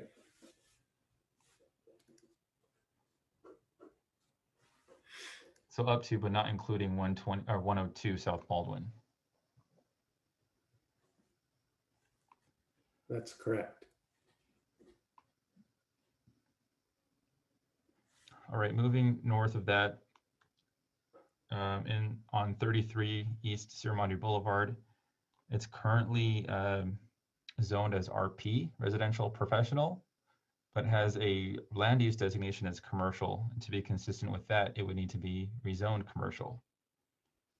Moving east of that, we have a situation similar to the west side of Sierra Madre Boulevard. As explained before, much of these zones are currently designated in land use as residential high density with an overlay, with the exception of this one and on 204 West Sierra Madre Boulevard, 195, I'm sorry, 204 East Sierra Madre Boulevard, 195 East Sierra Madre Boulevard, and these properties here spanning 11 to 53 Mountain Trail, and a little tiny property just west of that. They're all designated in land use as residential medium density with an overlay. To be consistent with that, they would need to be rezoned from a mix of R3 and RP to R2 with an overlay.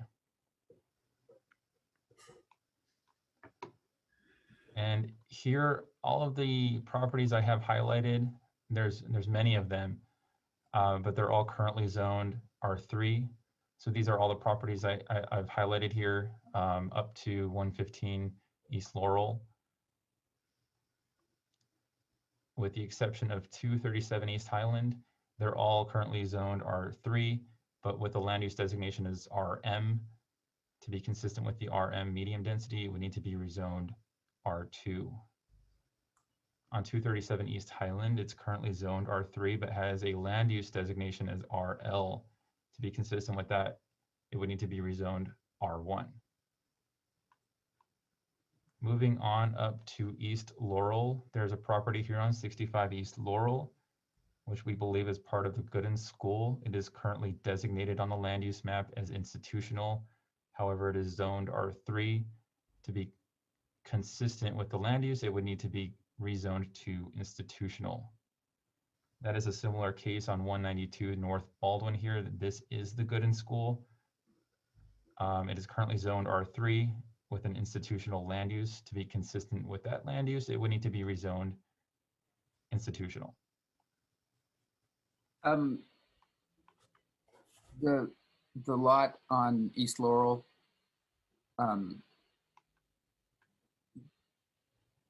if the church just owns a house that they let somebody stay in, is that why that would, I guess I'm curious as to why that would get zoned institutional. Well, we can wonder why. I do wonder why, but nonetheless, our land use map does designate this as institutional. If you want to consider redesignation as RH, as high density, we may, with your direction. Given its characteristic, it might make sense. Well, I wish, and unfortunately, it would go back to one of the other quadrants, but literally right above that red line is the same instance where St. Rita's has a house just like that, right? Mm-hmm. Be curious to see how that one is handled. But I guess we're trying to say that we're not going to revisit the general plan and just make the zoning consistent, right? So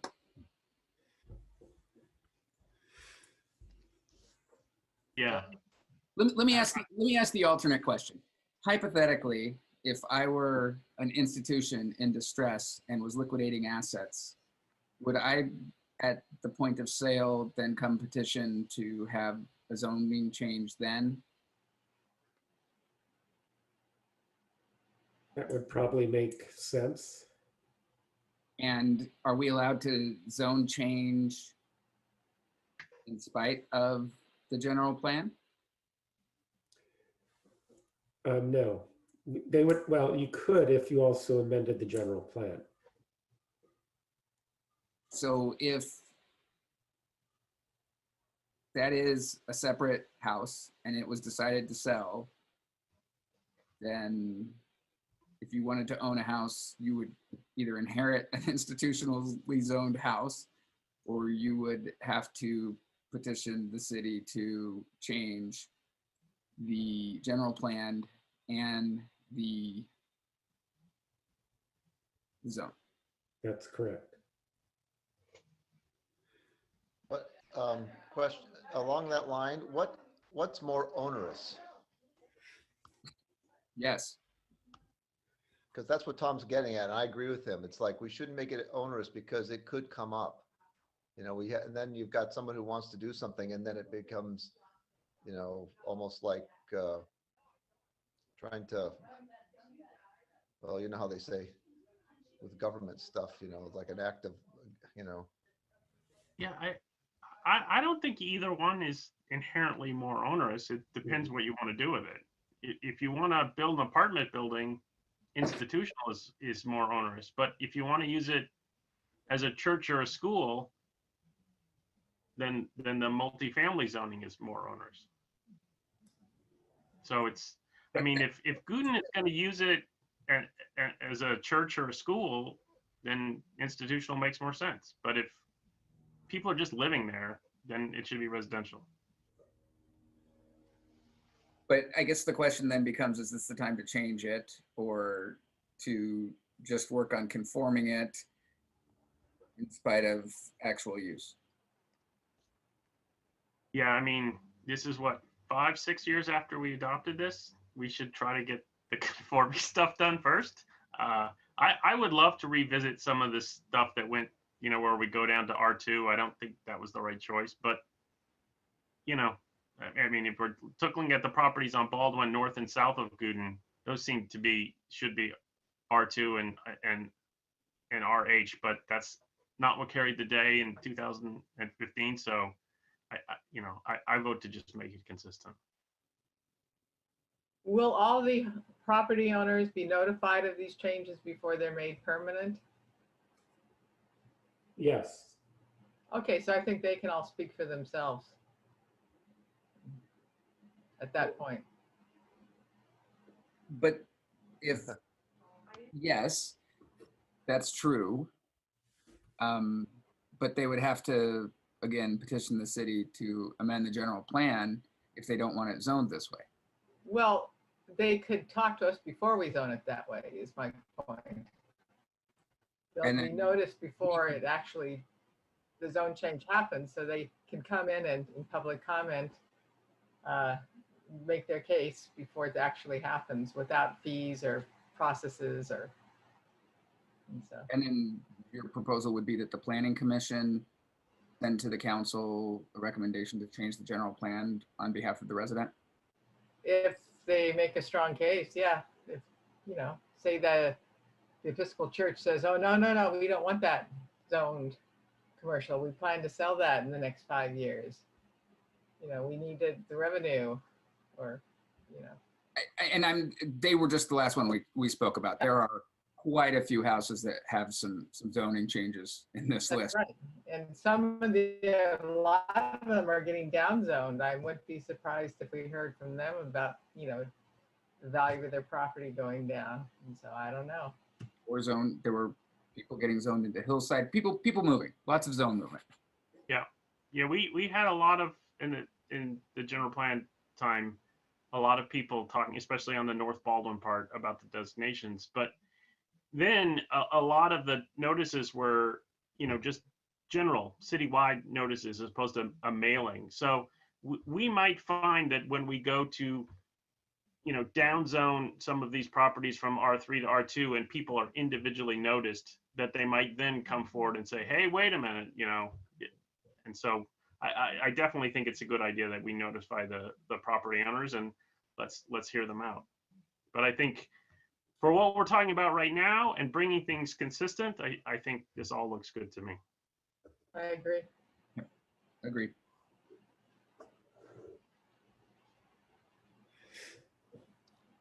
Did I cover everything on this map? I can't remember where I left off. You were about to switch to the south side of Laurel 192, which was owned by the church and was zoned R3, I believe. Yes, okay, so to recap, if I didn't complete, 192 North Baldwin is the Gooden Schools, currently zoned R3, has a land use designation as institutional, and to be consistent with that, it would need to be rezoned institutional. With 156 and 144 North Baldwin, they're currently zoned R3. However, they have a land use designation as residential medium density. To be consistent with that, it would need to be rezoned R2. Moving north, 245, 264, and 270 North Baldwin are all currently zoned R1, but have a land use designation as RM. To be consistent with that, they would need to be rezoned R2. And I think that finishes up this map.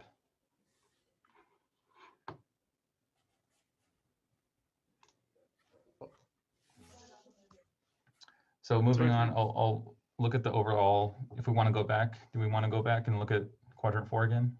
Yeah, I just one quick note on quadrant 4. It seemed like the only thing we talked about the Gooden School and we talked about Suffolk. So the only issue we had here is the properties on Baldwin on the south side of Laurel, that those three being R1 instead of R115. Right. So not orange, but R1. Yep. Okay. And what was the resolution on the property at 80 Baldwin? Because that is included as one of the RENA sites. 80 Baldwin is not one of the RENA sites. It extends all the way to 30 Suffolk. It's listed on, so maybe it changed after we saw it, because in the presentation that I'm looking at from January 21st's meeting, it extends from 80 Baldwin all the way across to 92 Suffolk. So that should be R3H. That, I mean, for consistency purposes, it doesn't need to change in zone. However, we will look in the future at changes for a housing element update. So whether that's included or not will be reflected in our housing element update. Can we just call that R4 instead of R3H? That seems really counterintuitive, but We are going to change the scheming of these names to something that makes a lot more sense. And Claire, can you clarify? I don't believe that 80 South Baldwin is included as a priority site. Yeah, I don't remember that being a priority site, but I can go back and double check on those. Yeah, it's on But as page 67 of the agenda packet from January 21st. yeah, so as Josh said that we will be going over another general plan amendment and zone change for housing element once the draft is released. And then we'll capture whatever the final priority sites were identified by council, but we'll double check that. And just to remind the commission that there are properties here on Mariposa, just west of City Hall, that are priority sites. We are identifying these as things that need to be rezoned, but they will again be rezoned as part of our housing element update. This is just a matter for consistency at this point. well, we just need to be careful that we process this first and we don't do the housing element and then come and do this later and then screw up the housing element. So like we did on that one up on Baldwin. Right. That's why we're here. Yeah, so I believe that our consultant is operating with these proposed changes in mind. And we are coordinating closely with the consultant on how these changes are going to be affecting and playing into the housing element update.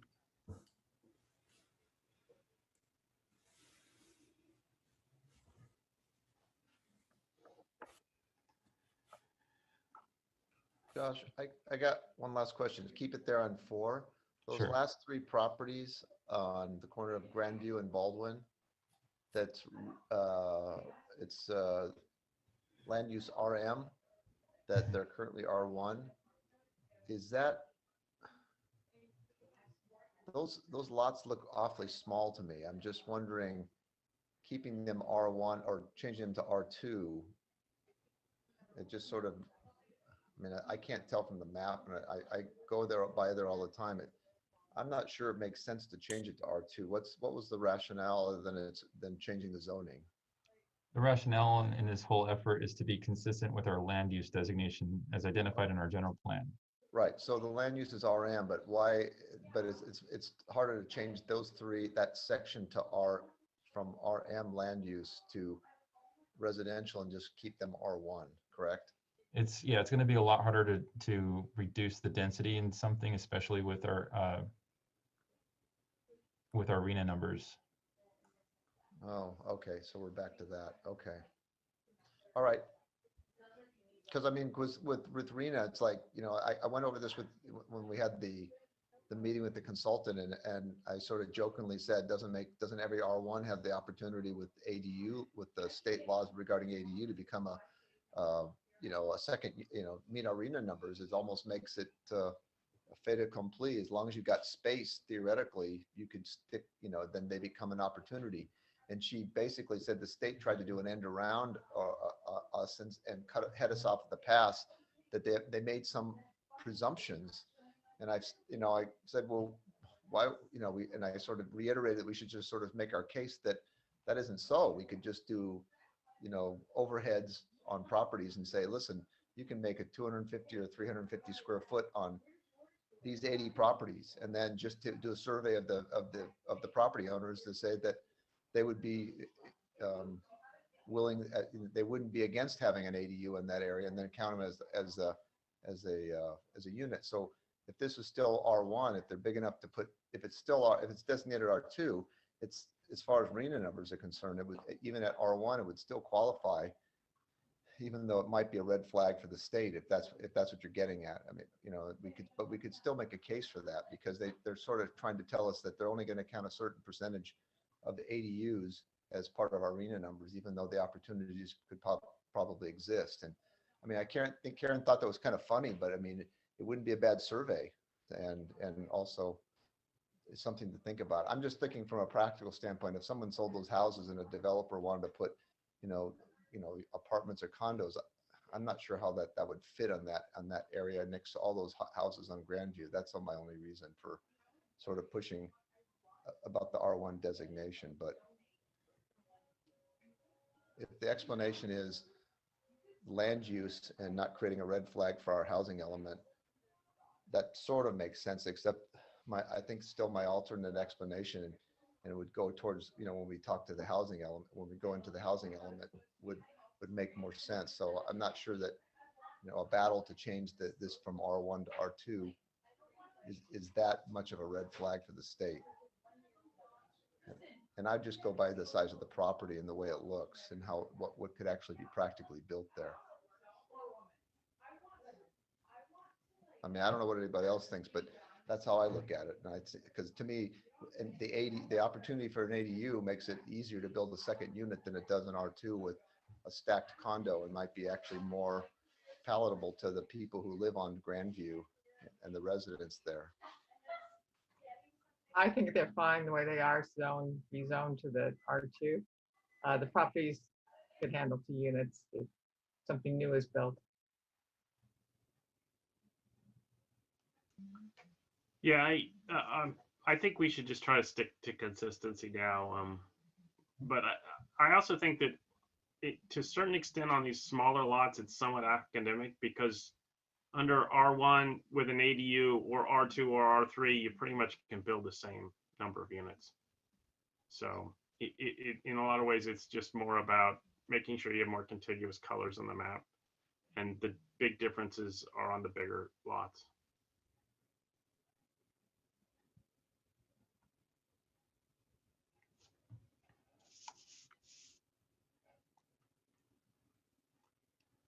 Okay. That's fine. Go ahead and move on, Josh. All right, so moving on, just to review how the existing overall zoning map looks compared to our zone changes as required.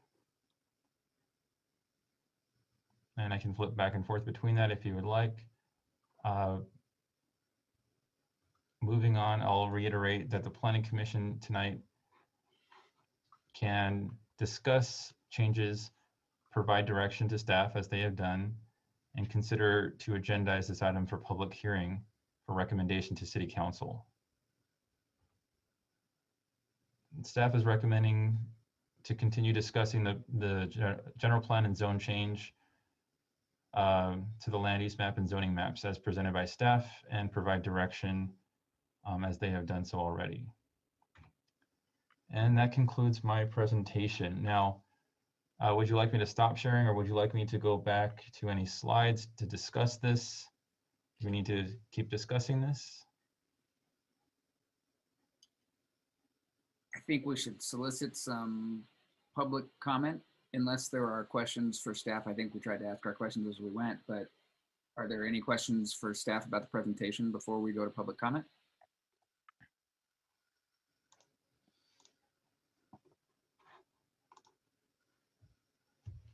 Doesn't appear that way. So if we can put the slide up for public comment, we'll give another opportunity.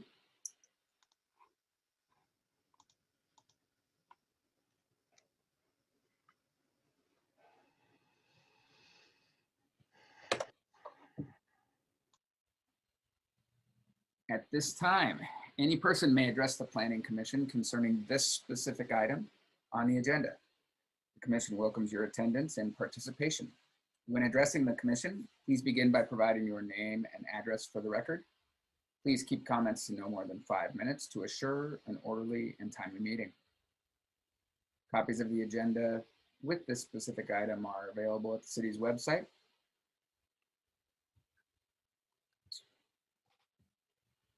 If you would like to call in, now is the time to do so. You can call us at 669-900-9128. The meeting ID is 851-8278-0306 with the convenient password of 091024. Public comment is now open, so please dial in. You will dial *9 to raise your hand and let us know that you're waiting to make a comment, and then *6 to unmute once you've been selected to speak. We'll give people another minute and a half to get a chance to call in. It does not appear as if there are any attendees that are waiting to speak at this time.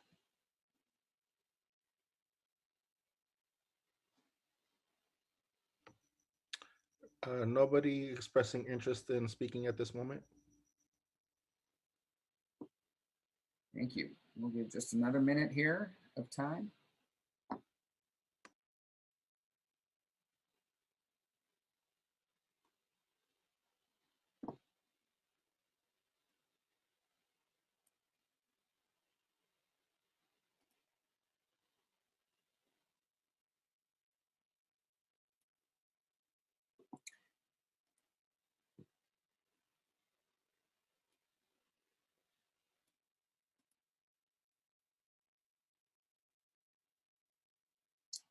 Again, we are just waiting to see if anybody wants to call in. The phone number is 669-900-9128. Meeting ID 851-8278-0306. And a password conveniently 091024. Please dial in now. The public comment period will end in 10 seconds.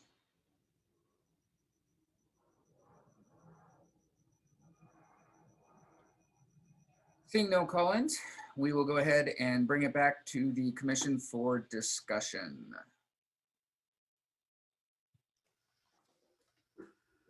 Looks like we have a couple of options in front of us. I guess the big question is balancing getting public notice out and time to work on that with having another round of discussing this. I'm kind of in favor of starting the public notice period sooner rather than later so that people can be notified of these changes and have time to come and provide feedback. But I'd love to hear other people's opinions on the subject. I agree, but a couple properties trouble me in that area, like the one off Mountain.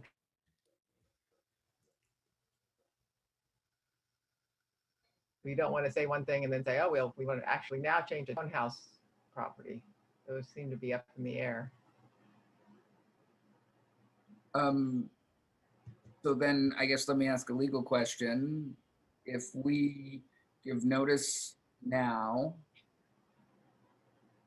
can we make a decision once we have the information that staff is going to bring back to us as to how to move forward? If you provide notice to the applicant, I mean, sorry, to the property owner, then yeah, you could make a decision as to that property. So then would that be acceptable to you, Commissioner Dallas, is that we would be giving notice to them and then they would be able to participate in the process at the same time, hearing what staff has to say to us and having us discuss it. They would be providing their feedback at that time. So they would be noticed. All the properties that we would discuss would be noticed. That works. Yeah, because as long as they're there for the decision, that's almost as good, if not better. Yeah, I agree. I think it's even better because if there's, information that might lead us to do something that's a little bit different than bringing just stuff into consistency, and there's good reason for that, I would very much like the property owner to hear that information and understand it. So I think that makes sense. I also think if it's going to take a little while to do the noticing and to research some of these properties, that in the interim, we should get going on the text amendment for the residential entrepreneurial overlay zone. So we can have that zone in place at the time we do the map change instead of having to do two of these. I think if we can get that, I mean, that should be something we can do pretty quickly, and just sort of take the residential professional zone that we have now and dupe it and just take out the underlying zoning stuff. And we can create that zone, that text amendment for that zone. And then when we do the map change, we'll have it in place and we can do it all in one fell swoop. I'm in favor of including the property owners in the discussion. I think that they need to be part of what's going on. A logistic question is that, will this come before us after, say, June 15th, when we can have meetings in public? Because, if 5% of these people show up, it's still going to be much easier to have them participate in person than over our call-in technology, which seems to suffer every now and then from connections. Looking at the schedule, if the Planning Commission was going to reach the decision that you just did to move forward with public hearing, to give us time to do all the notification, make any other changes that we need to for further discussion as a public hearing, I was looking at June 17th or July 1st. So yes, it would be after we have live public hearings again. I think that would afford better public participation.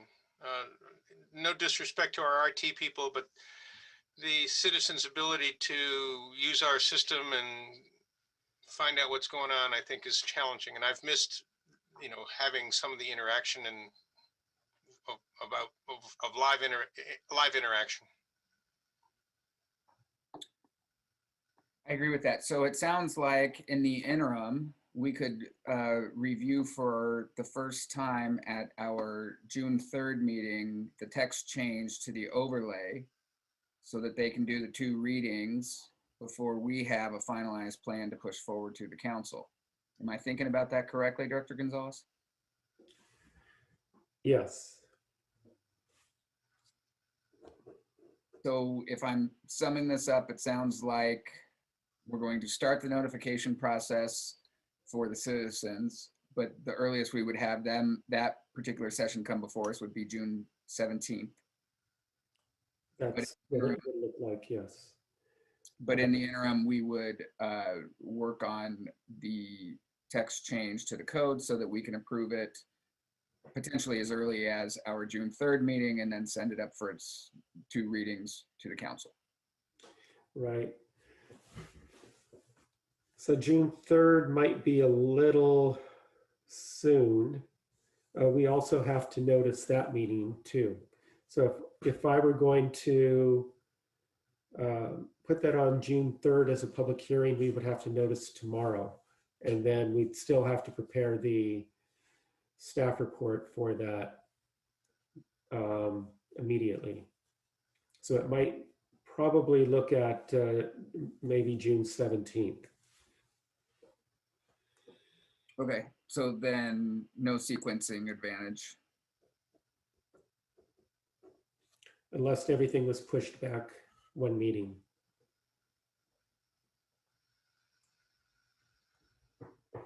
Is there a, when is the city council going to take this stuff up? Are they dark in August? Because if we're trying to rush to get it done and then they're dark anyhow, maybe we're sort of wasting our time trying to rush.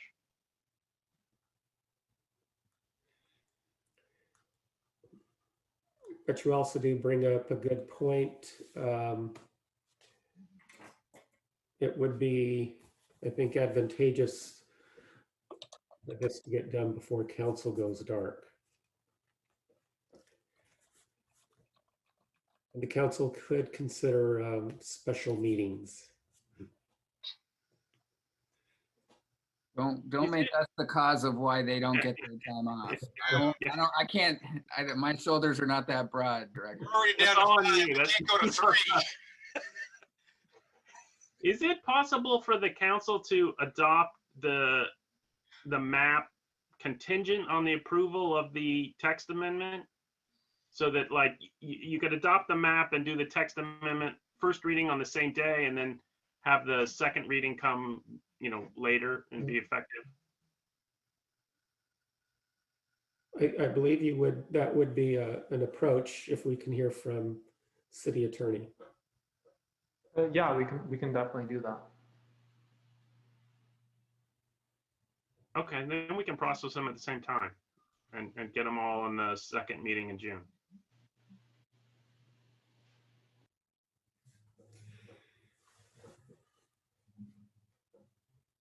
Okay.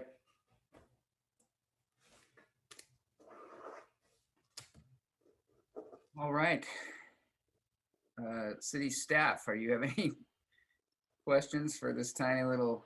I would also like to commend the presentation that we saw from Planner Wolf.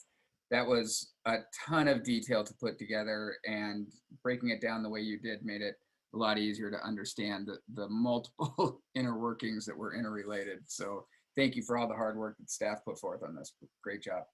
Thank Yeah, you. there was obviously a lot of work that went into this, and it was really well appreciated. I'm happy to hear that the monotony didn't put anyone to sleep. It was very good. So that we're clear with how to move forward with an MCTA to the residential professional, it does include text that it does allow the same uses as the R3 zone does. Do you want us to amend that as well, or do you want us to just change its function from zone to overlay? I think we need to create a new zone because we can't change that zone while it's still applying to properties. So I think we're going to need to create a new overlay zone, and then we can do all the map changes, and then later on we can come and do a municipal code text amendment to get rid of residential professional, because there'll be no parcel in town zone that. And you want the overlay to be called residential entrepreneur? Well, that's what we do in the general plan. I know it's a wild concept to have them be the same, but yeah, maybe for once, let's do it the easy way.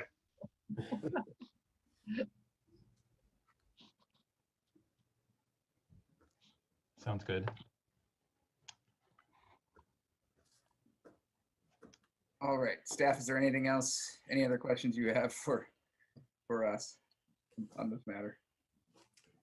Not for me. All right. Thanks. Next, we will go to Planning Commission reports. Commissioners, anything to report? The California Conservation Corps is busy at work in the city of Sierra Madre, and I'm rather pleased that they're lessening our vulnerability to wildfires, and they're doing a pretty good job. I know that a lot of people are having chest pains with how much the brush has been cut back. But in light of what happened just last year at the Bobcat fire, I think they're making our city a lot safer. And I'm, you know, some of the stuff will grow back, but we've had a terrible drought season, you know, lack of rain this year. And so there's no reason to suspect that we're going to be any safer or things are going to get any better this brush season. And it's already starting early. This is the first time we've seen such big fires in May. So, you know, they get kudos for their hard work.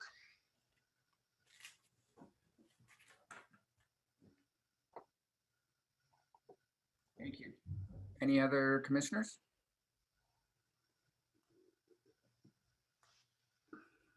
Planning and community preservation staff reports.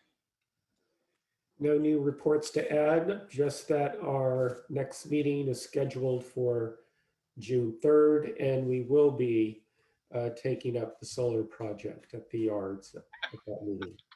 Promises, promises.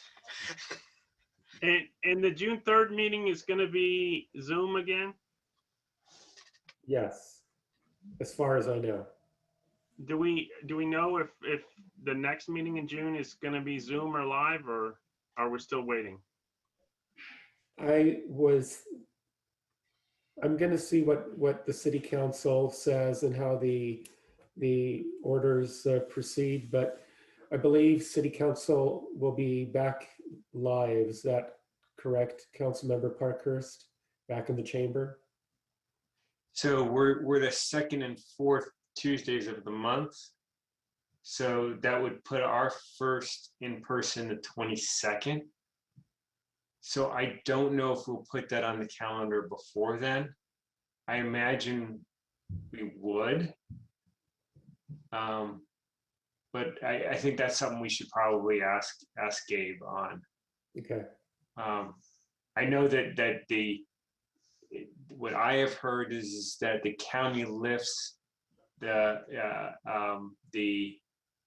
latest mask order and their latest health department order on the 15th. Mm-hmm. So if we do something, if council does something before that, then yeah, maybe you can do it on the 17th. I don't know. If I may, just for a quick second to follow up on what Commissioner Spears says, on the California Conservation Corps at 10 a.m. on the 27th, they're going to be doing a little thank you for them at Bailey Canyon. Great, thank you. One thing I would like to say is, you know, we have had to continue the solar panels twice so that we can be compliant with law. This was not so that we could defer or push us off in any way. We really do want to be compliant. We really do hope that people who have comments on that will come and speak at the meeting on June 3rd. Hearing nothing else, going once, twice, I think we can adjourn to our regularly scheduled meeting of June 3rd. Thank you, everybody. Good night. Good night.